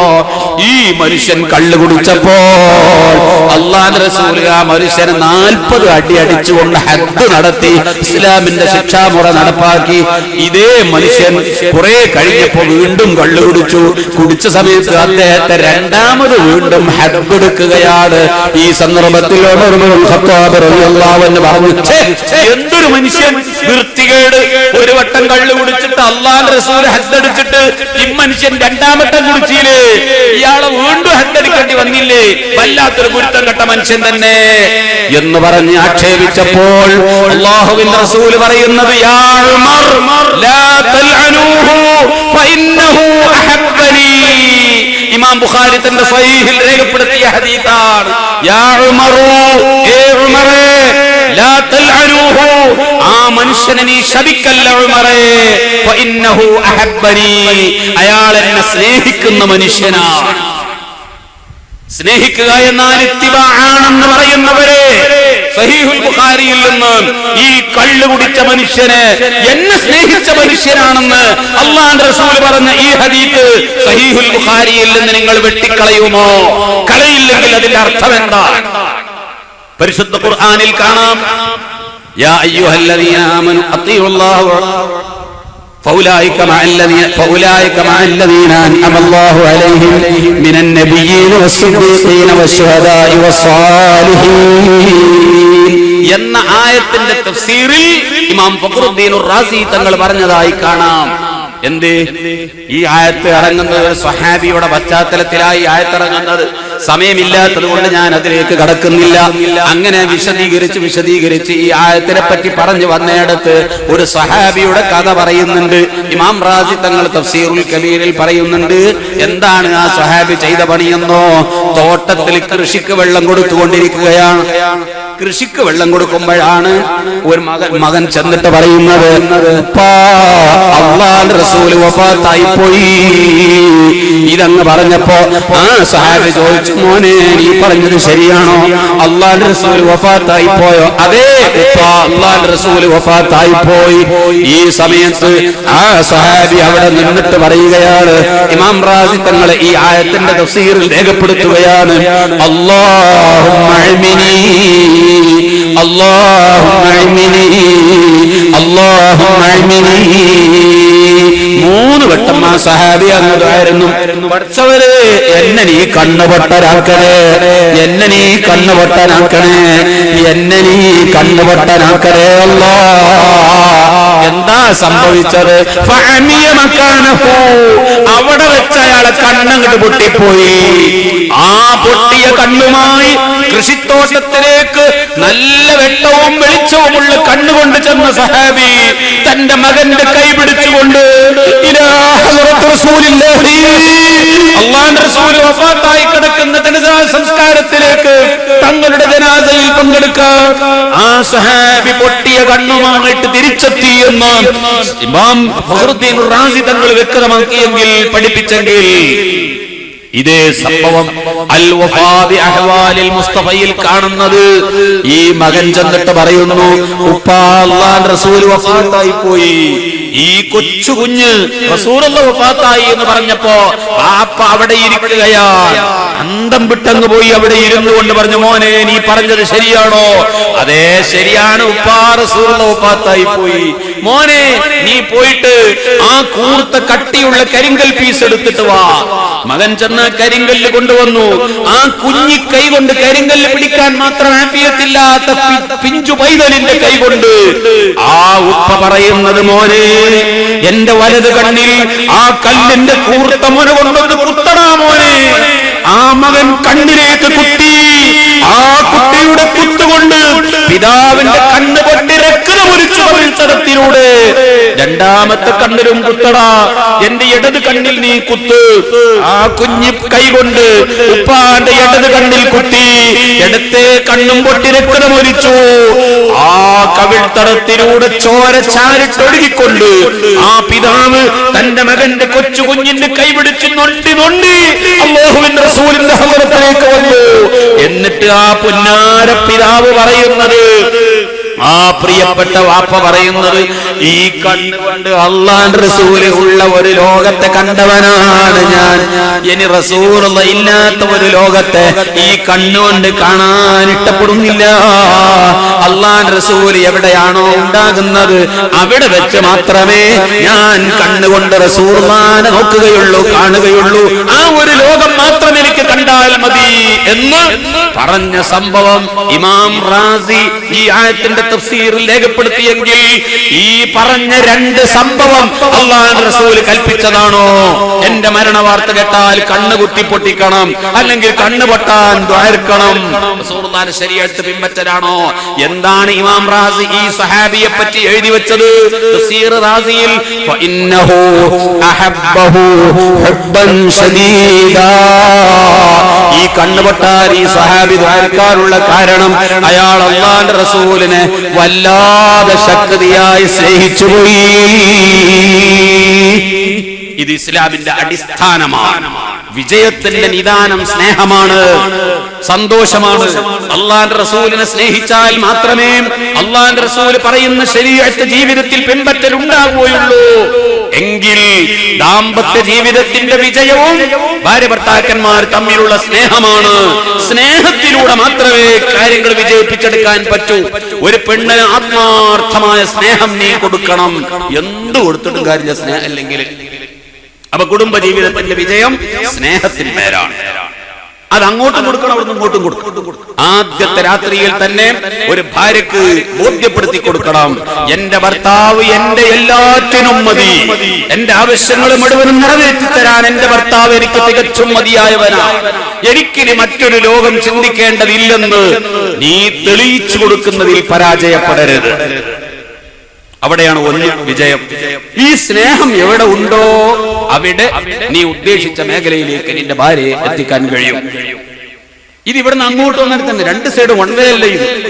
മറ്റൊന്ന് പരമാവധി അഡ്ജസ്റ്റ് ചെയ്യാൻ ശ്രമിക്കണം. ഇന്ന് ഇല്ലാത്ത പലതിൽ ടൈമില്ലാത്തത് കൊണ്ട് 5 മിനിറ്റ് കൊണ്ട് ഞാൻ അതും കൂടി പറഞ്ഞ് അവസാനിപ്പിക്കുന്നു. ഇത് വിശാല വിഷയമാണ്. 1 മണിക്കൂർ കൊണ്ട് എനിക്ക് തന്നിട്ടുള്ളത് കുടുംബകലഹമാണ്, പക്ഷേ അത് പറയാനുള്ള ടൈം ഇല്ലാത്തതാണ്. ഇത് 3 ദിവസവും ഇവിടെ നടന്ന വിഷയം ഇതാണെങ്കിൽ തന്നെ എവിടെയും പറഞ്ഞു എത്തിക്കാൻ കഴിയില്ല എന്ന് എനിക്ക് ഉറപ്പുണ്ട്. ദുസ്വഭാവം ഭർത്താവിൽ നിന്നുണ്ടാകുന്ന ദുസ്വഭാവങ്ങൾ ഭാര്യയും ക്ഷമിക്കാൻ തയ്യാറല്ല. അവിടെയാണ് കുടുംബങ്ങൾ പൊട്ടി ചീറ്റി കലഹങ്ങളിലെത്തുന്നത്. ഖുർആനിൽ കാണാം ഫൻകിഹൂ മാ ത്വാബ ലക്കും മിനൻ നിസാഇ മസ്നാ വതുലാത വറുബാ ഫഇൻ ഖിഫ്തും അല്ലാ തഅദിലൂ ഫവാഹിദ. നിങ്ങൾ 2 എണ്ണം വിവാഹം ചെയ്തോ, 3 എണ്ണം വിവാഹം ചെയ്തോ, 4 എണ്ണം വരെ ആയിക്കോ എന്ന് പറഞ്ഞതുകൊണ്ട് എല്ലാവരും 2 എണ്ണം കെട്ടല് നിർബന്ധമാണെന്നല്ല. ഒരു സാഹചര്യം വന്നാൽ വേണമെങ്കിൽ കെട്ടിക്കോ. പട്ടാമ്പി റെയിൽവേ സ്റ്റേഷനിൽ ചെന്നാൽ, ഷൊർണൂർ റെയിൽവേ സ്റ്റേഷനിൽ ചെന്നാൽ, പ്ലാറ്റ്ഫോമിലേക്ക് കടന്നാൽ അവിടെ എഴുതി വെച്ചിട്ടുണ്ടാകും, ഒരു ബക്കറ്റിൽ കുറച്ച് മണലിട്ടിട്ട് ഇവിടെ തുപ്പുക എന്ന് എഴുതിയിട്ടുണ്ടാകും. അതിനർത്ഥം ഇവിടെ തുപ്പിയിട്ടേ പോകാൻ പാടുള്ളൂ എന്നാണോ? ആവശ്യം വന്നാൽ, തുപ്പേണ്ടി വന്നാൽ നിങ്ങൾക്ക് ഇവിടെ തുപ്പാം. നിങ്ങൾ എന്ത് ചെയ്യണ്ട, അനധികൃതമായി പ്ലാറ്റ്ഫോമിൽ എവിടെയെങ്കിലും തുപ്പിയിട്ട് വൃത്തികേടാക്കണ്ട, നിങ്ങൾ ഇവിടെ തുപ്പിക്കോ എന്നല്ലേ. 2 പെണ്ണ് ഒരാൾക്ക് വിവാഹം ചെയ്യാം എന്ന് പറഞ്ഞതിന്റെ അർത്ഥം അവിഹിതമായ മേഖലകളിൽ തുപ്പിയിട്ട് വൃത്തികേടാക്കണ്ട. നിങ്ങൾക്ക് ആവശ്യമെങ്കിൽ ഒരു പെണ്ണിനെയും കൂടി നിക്കാഹ് ചെയ്ത് സ്വീകരിച്ചോ എന്ന് നിയമത്തിന് വിധേയമായി പറഞ്ഞു കൊടുത്തിട്ട് ഇസ്ലാമിന്റെ ബഹുഭാരിത്വത്തെ കുറ്റപ്പെടുത്തുന്നവരുണ്ട്. ഖുർആൻ പറഞ്ഞു നിങ്ങൾ 2 എണ്ണം കെട്ടിക്കോ, 3 എണ്ണം ആവാം, ഒരേ സമയത്ത് 4 എണ്ണം വരെ ആകാം. ഫഇൻ ഖിഫ്തും അല്ലാ തഅദിലൂ, നീതി പുലർത്താൻ കഴിയില്ലെങ്കിൽ ഫവാഹിദ, 1 മതി. എന്താ നീതി? നീതി പുലർത്തൽ എന്താ? അത് 2 എണ്ണം കെട്ടി നോക്കി അറിയാം കൂടെയുള്ളതിന്റെ വിഷത്തിന്റെ കടുപ്പ് എത്ര ഉണ്ട് എന്നുള്ളത്. അത് 2 എണ്ണം കിട്ടുമ്പോഴേ അറിയുള്ളൂ. ഇപ്പൊ ഇങ്ങനെ സാധുവായി കഴിഞ്ഞുകൂടുകയാണ്. ഇത് എത്ര കണ്ട് ഉഷാറാന്ന്, എന്റെ ഭാര്യ എത്ര ഉഷാറുണ്ട്, അതിലെത്ര വിഷം കടുപ്പമുണ്ട് എന്നറിയണമെങ്കിൽ 1 കൂടി കെട്ടണം. എന്നാൽ കെട്ടിയാൽ നീതി പുലർത്തുക എന്ന് പറഞ്ഞാൽ ഒരേ രൂപത്തിലുള്ള വസ്ത്രം വാങ്ങിക്കൊടുക്കാൻ പലർക്കും കഴിയും, ഒരേ രൂപത്തിലുള്ള വീട് വെച്ചു കൊടുക്കാനും കഴിയും, പലർക്കും അതിന് സാധിക്കും, ഭക്ഷണം കൊടുക്കാനും കഴിയും, അതൊക്കെ കഴിയും. പക്ഷേ കഴിയാത്ത ഒരു രീതിയുണ്ട്. എന്താണ്? ഒരു പെണ്ണിനെ ഒരാള് റസാനത്തിൽ പറഞ്ഞില്ലേ, ഒരു പെണ്ണ് 2 പെണ്ണ് ഒരാള് കെട്ടിയിട്ട് ആ സ്വഭാവം ദൂഷ്യമാണെങ്കിൽ, 2 പേരുടെയും സ്വഭാവം ദൂഷ്യമാണെങ്കിൽ ഒരു ഉറുമ്പിനെ പോലെയാണ്. ഒരു പൈപ്പ്, ഒരു മരത്തിന്റെ കഷ്ണം, ആ മരത്തിന്റെ 2 അറ്റത്തും തീ പിടിച്ചിട്ട് 2 ഭാഗവും കത്തിക്കൊണ്ടിരിക്കുന്ന ഒരു മരക്കഷ്ണത്തിന്റെ മുകളിൽ കുടുങ്ങിയ ഉറുമ്പ് ഇങ്ങോട്ട് പോയാ തീയിൽ പോയി കരിയും, ഇങ്ങോട്ട് പോയാ തീയിൽ പോയി കരിയും എന്നതുപോലെയാണ് 2 പെണ്ണ് കെട്ടിയിട്ട് 2 പെണ്ണും സ്വഭാവ ദൂഷ്യമാണെങ്കിൽ ആ മനുഷ്യന്റെ കഥ എന്ന റസാനത്തിന് പറഞ്ഞതുപോലെ. പ്രിയപ്പെട്ടവരെ, 2 പെണ്ണ് ഒരാളെ വിവാഹം ചെയ്താൽ, ഞാനിപ്പോൾ എന്റെ വീട്ടിലേക്ക് കടന്നു ചെല്ലുമ്പോ രാത്രി സമയത്ത് കുറച്ച് വൈകിട്ടാ വരുന്നത്. അപ്പൊ എന്നോട് പെണ്ണുങ്ങൾ ചോദിക്കുക, എന്തിയാമെന്ന് ഇത്ര വൈകിയത്? ഇന്ന് വയത് കുറച്ച് നീണ്ടുപോയി. ഒരു പരാതിയില്ല.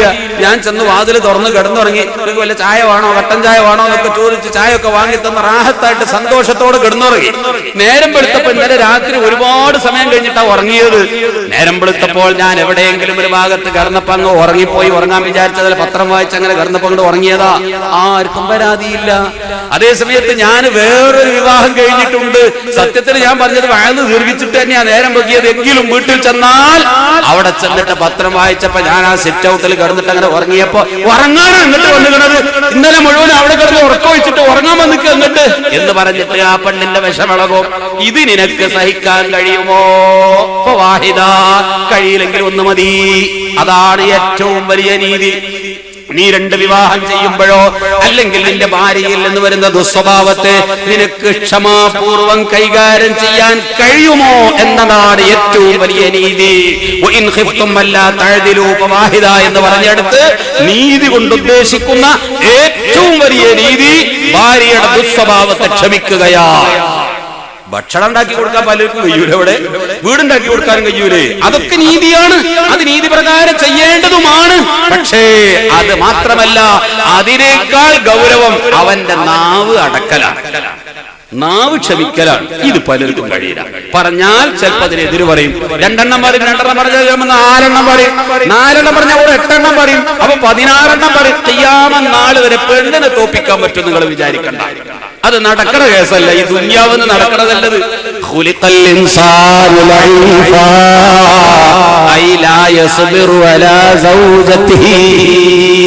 മുഫസ്സിരീങ്ങൾ പറഞ്ഞതായി കാണാം. ഇത് ആദം നബിയെ പഠിപ്പിച്ച സാധനമാണ്. ആദം നബി അലൈഹി ഇസ്ലാമിനെ അല്ലാഹു തആല സൃഷ്ടിച്ചിട്ട് ഒരു കസേരയിൽ ഇരിക്കുമ്പോ കണ്ണ് തുറന്നു നോക്കിയപ്പോ നല്ല സുന്ദരിയായ ഒരു പെണ്ണ് മറുവശത്തിരിക്കുന്നു.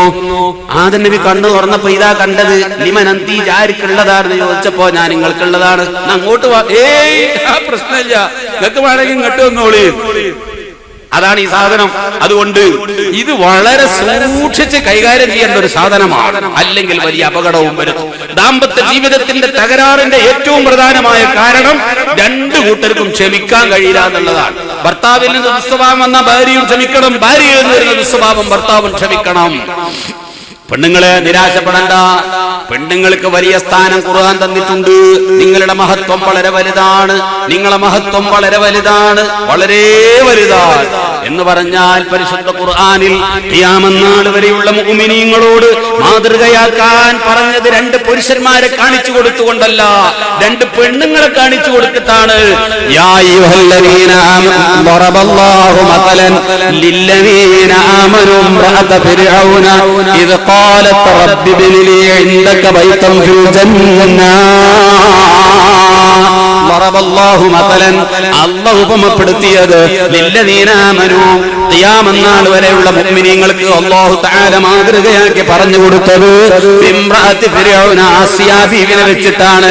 ആസിയ ബീവിനെ കണ്ടുപഠിച്ചോ, ആസിയ ബീവിനെ മാതൃകയാക്കിക്കോ.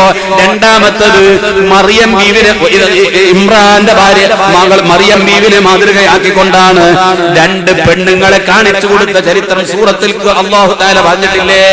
അപ്പൊ രണ്ട് പെണ്ണുങ്ങളെ ഉയർത്തി കാണിച്ചു കൊടുത്തുകൊണ്ട് ഈ പെണ്ണുങ്ങളെ കണ്ടുപഠിച്ചോ, ഈ പെണ്ണുങ്ങളെ മാതൃകയാക്കിക്കോ എന്ന്. ളറബല്ലാഹു മസലൻ ലില്ലദീന ആമനൂ ഇംറഅത ഫിർഔന ഇദ് ഖാലത് റബ്ബി ഇബ്നി ലീ ഇൻദക ബൈതൻ ഫിൽ ജന്നതി വനജ്ജിനി മിൻ ഫിർഔന വഅമലിഹി വനജ്ജിനി മിനൽ ഖൗമിൽ ളാലിമീൻ. വളറബല്ലാഹു മസലൻ ലില്ലദീന ആമനൂ ഇംറഅത ഇംറാന റബ്ബി ഹബ്ലി. പരിശുദ്ധ ഖുർആനിൽ അവിടെ പറയുന്നത്, ആ സൂറത്ത് അവസാനിപ്പിക്കുന്നത് മറിയം ബീവിയുടെ ചരിത്രം പറഞ്ഞുകൊണ്ടാണ്. അപ്പൊ ആസിയ ബീവിനെ മറിയം ബീവിനെ മാതൃകയാക്കാൻ ലോകത്തോട് പറഞ്ഞെങ്കിൽ രണ്ട് പുരുഷന്മാരെ മാതൃകയാക്കാൻ അല്ലാഹു ഖുർആനിൽ പറഞ്ഞിട്ടില്ല. നിങ്ങൾക്ക് വലിയ സ്ഥാനമാണ് അല്ലാഹു തആല തന്നത്, പക്ഷേ അതോടുകൂടി കുറെ ദൂഷ്യങ്ങളും സംഭവിക്കാൻ സാധ്യതയുണ്ട്. ഈ ദൂഷ്യങ്ങൾ പുരുഷന്മാർ ആദ്യം എന്ത് ചെയ്യണം?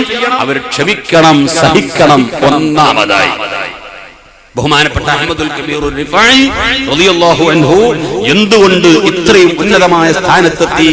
ഖുതുബീങ്ങളിൽപ്പെട്ട ആളാണ്. അഖ്താബുൽ അർബഅ അവിൽ അഖ്താബ് സിത്ത, നാലോ ആറോ ഖുതുബീങ്ങളിൽ ഏറ്റവും പ്രധാനിയായ മഹാനാണ് ബഹുമാനപ്പെട്ട സുൽത്താനുൽ ആരിഫീൻ ശൈഖ് അഹ്മദുൽ കബീർ റിഫായി റളിയല്ലാഹു അൻഹു.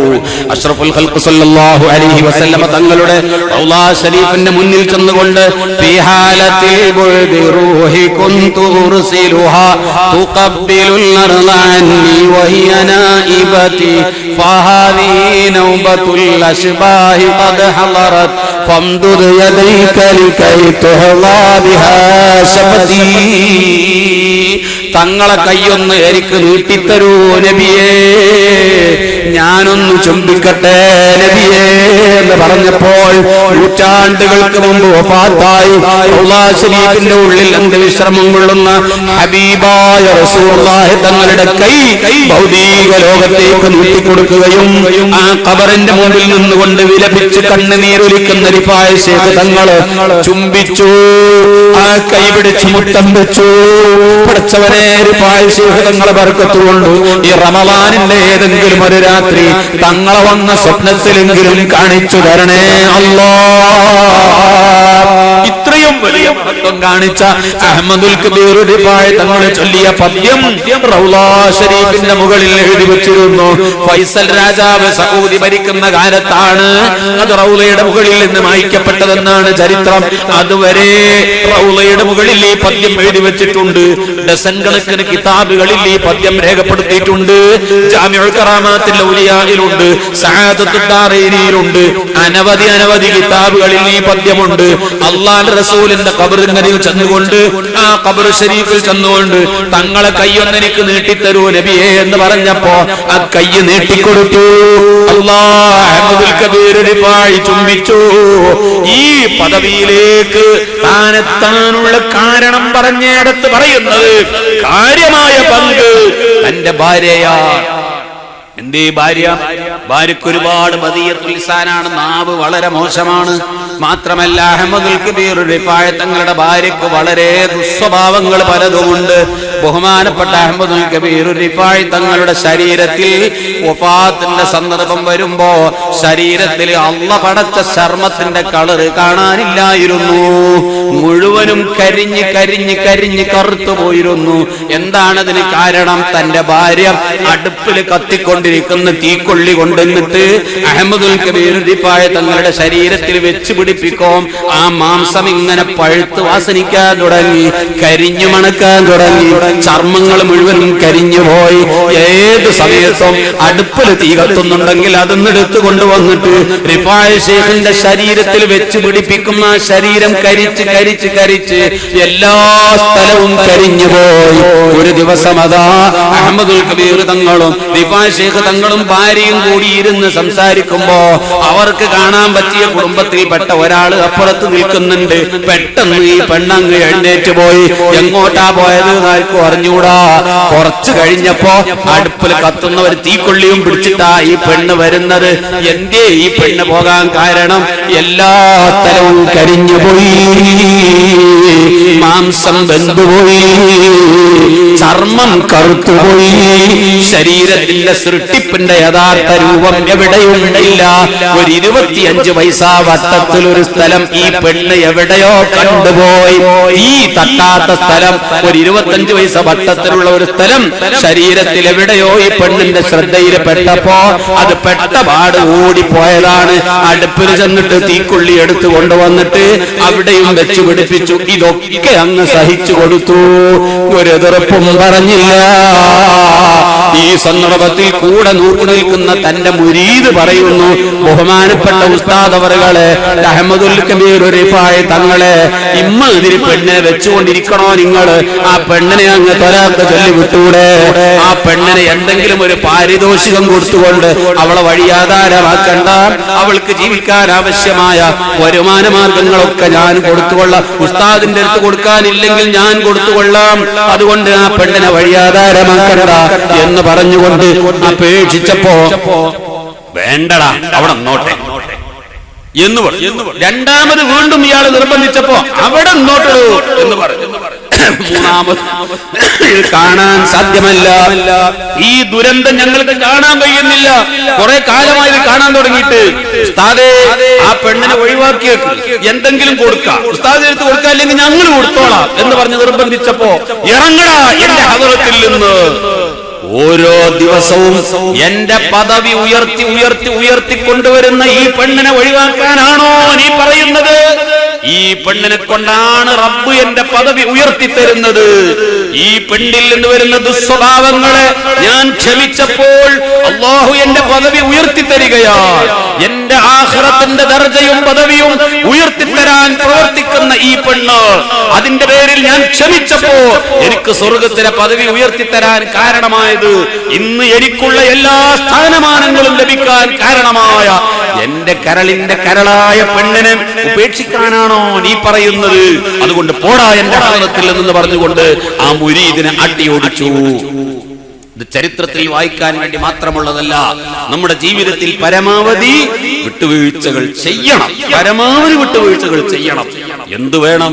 ആരാണ് ഭർത്താവ്, ആരാണ് ഭാര്യ എന്നതിന്റെ പദവി ആദ്യം പഠിക്കണം. അങ്ങനെ ദാമ്പത്യ ജീവിതത്തിലേക്ക് വന്നാൽ എന്തൊക്കെയാണ് കടമകൾ എന്ന് പഠിക്കണം. ആ കടമ പാലിച്ചില്ലെങ്കിൽ റബ്ബിന്റെ അടുക്കൽ ഉണ്ടാകുന്ന ശിക്ഷ എന്താണെന്ന് മനസ്സിലാക്കണം. ബഹുമാനപ്പെട്ട ഫാത്തിമത്തു സുഹ്റ റളിയല്ലാഹു അൻഹാ ഒരിക്കൽ അല്ലാഹുവിന്റെ റസൂലിന്റെ ഹദറത്തിൽ വന്നപ്പോ കണ്ണ് വല്ലാതെ ചുവപ്പ് നിറമായിട്ടുണ്ട്. പെണ്ണുങ്ങളെ ശ്രദ്ധിക്കണേ, കണ്ണ് വല്ലാതെ ചുവപ്പ് നിറമായിട്ടുണ്ട്. ഇങ്ങനെ കണ്ണ് ചുവന്നപ്പോ അല്ലാഹുവിന്റെ റസൂൽ ചോദിച്ചു, മകളെ ഫാത്തിമ, എന്താണ് നിന്റെ കണ്ണ് ചുവന്നത്? ചുവന്ന നിറമായിട്ടുണ്ടല്ലോ എന്ന് ചോദിച്ചപ്പോ ബഹുമാനപ്പെട്ട ഫാത്തിമത്തു സുഹ്റ പറയുകയാണ്, സയ്യിദത്തു നിസാഇ അഹ്ലിൽ ജന്ന, സ്വർഗനിവാസിയായ പെണ്ണുങ്ങളുടെ നേതാവാണ് ഫാത്തിമത്തു സുഹ്റ. അതുകൊണ്ട് ഇത്ര വലിയ പദവിയുള്ള മകളായ ഫാത്തിമ ബീവി പറയുന്ന മറുപടി, ഞാനും എന്റെ ഭർത്താവായ അലിയും കൂടി തമാശ പറഞ്ഞു ചിരിച്ചു. ഞാൻ കുറച്ച് കൂടുതൽ ചിരിച്ചുപോയി. ചിരിച്ച് ചിരിച്ച് എന്റെ കണ്ണ് ചുമന്നതാണ്. അള്ളാഹുവിന്റെ റസൂൽ പറയുന്നു, മകളെ ഫാത്തിമ, നീയും നിന്റെ ഭർത്താവും കൂടി തമാശ പറഞ്ഞ് ചിരിച്ചു, നല്ല പണിയാണ്. ആ പുഞ്ചിരിക്ക് നിനക്ക് കൂലി കിട്ടുന്നതാണ്, നല്ലതാണ്, ഇതൊക്കെ ശരിയാണ്. അങ്ങനെ നീ തമാശ പറഞ്ഞു, ചിരിച്ചു, ഇനിയും അത് ചെയ്യണം, തുടരണം. അത് ദാമ്പത്യ ജീവിതത്തിന്റെ ഏറ്റവും നല്ല ഒരു മേഖലയാണെന്ന് പ്രോത്സാഹിപ്പിച്ചിട്ട് അള്ളാഹുവിന്റെ റസൂല് പറയുന്നു, മകളെ ഫാത്തിമ, നീയും നിന്റെ ഭർത്താവും കൂടി തമാശ പറയുന്നതിനിടയിൽ എന്തെങ്കിലും ഒരു വാക്ക് തമാശയിൽ നിന്റെ ഭർത്താവിന്റെ മനസ്സിനെ വേദനിപ്പിക്കുന്നത് നിന്റെ പക്കൽ നിന്ന് വന്നിട്ടുണ്ടെങ്കിൽ അത് അരിയാരെ കൊണ്ട് പൊരുത്തപ്പെടിപ്പിക്കാതെയാണ് നീ മരിച്ചിട്ട് നിന്റെ മയ്യത്ത് മസ്ജിദുൻ നബവിയിൽ കൊണ്ടുവന്നതെങ്കിൽ ഫലം ഉസല്ലി അലൈകി, ഫാത്തിമ, നിന്റെ പേരിൽ മയ്യത്ത് നിസ്കരിക്കാൻ എന്നെ കിട്ടൂല മകളെ. ഞാൻ നിനക്ക് മയ്യത്ത് നിസ്കരിക്കില്ല മകളെ. നിന്റെ ഭർത്താവിനോട് തമാശ പറയുന്നതിനിടയിൽ ഒരു വാക്കെങ്കിലും ആ ഭർത്താവിന്റെ മനസ്സിനെ വേദനപ്പെടുത്തുന്നത് നിന്നിൽ നിന്ന് വന്നിട്ടുണ്ടെങ്കിൽ അത് പൊരുത്തപ്പെടിപ്പിക്കാതെ മരിച്ചിട്ട് നിന്റെ മയ്യത്ത് കൊണ്ടുവന്നാൽ നിനക്ക് ഞാൻ മയ്യത്ത് നിസ്കരിക്കില്ലെന്ന് നബിയുനാ റസൂലുള്ളാഹി സ്വല്ലല്ലാഹു അലൈഹി വസല്ലമ തങ്ങള് പുന്നാരമകൾ ഫാത്തിമ റളിയല്ലാഹു അൻഹയോട് ഉപദേശിച്ചത് ലോകത്തുള്ള മുഴുവൻ പെണ്ണുങ്ങളോടുമുള്ള ഉപദേശമാണ്. ഉടനെ തന്നെ ഫാത്തിമ ബീവി ഓടി ചെന്നിട്ട് അലിയാരെ കാൽക്കൽ വീണിട്ട് പറയുന്നു, ഞാൻ നിങ്ങളോട് പറഞ്ഞ തമാശയിൽ അങ്ങയുടെ ഹൃദയത്തെ വേദനിപ്പിക്കാവുന്ന വല്ലതും സംഭവിച്ചിട്ടുണ്ടെങ്കിൽ അത് എനിക്ക് മാപ്പ് ചെയ്തു തരണേ എന്ന് ഭർത്താവിനോട് ആവശ്യപ്പെടുന്നു. ഭർത്താവ് തിരിച്ച് ഇങ്ങോട്ട് പറയുന്നു, മകളെ ഫാത്തിമ, ഞാനാണ് നിന്നോട് മാപ്പ് ചോദിക്കാനുള്ളത്. നിന്റെ പൊക്കത്തിന് സ്വർണം പുരുഷധനമായി മഹറായിട്ട് കൊടുക്കാൻ വേണ്ടി പ്രമാണിമാരും പ്രഭുക്കന്മാരും മുതലാളിമാര് വന്ന് ചോദിച്ചിട്ടും അള്ളാഹുവിന്റെ റസൂല് കൊടുക്കാതെ ഫഖീറായ എനിക്കല്ലേ നിന്നെ കെട്ടിച്ചു തന്നത്.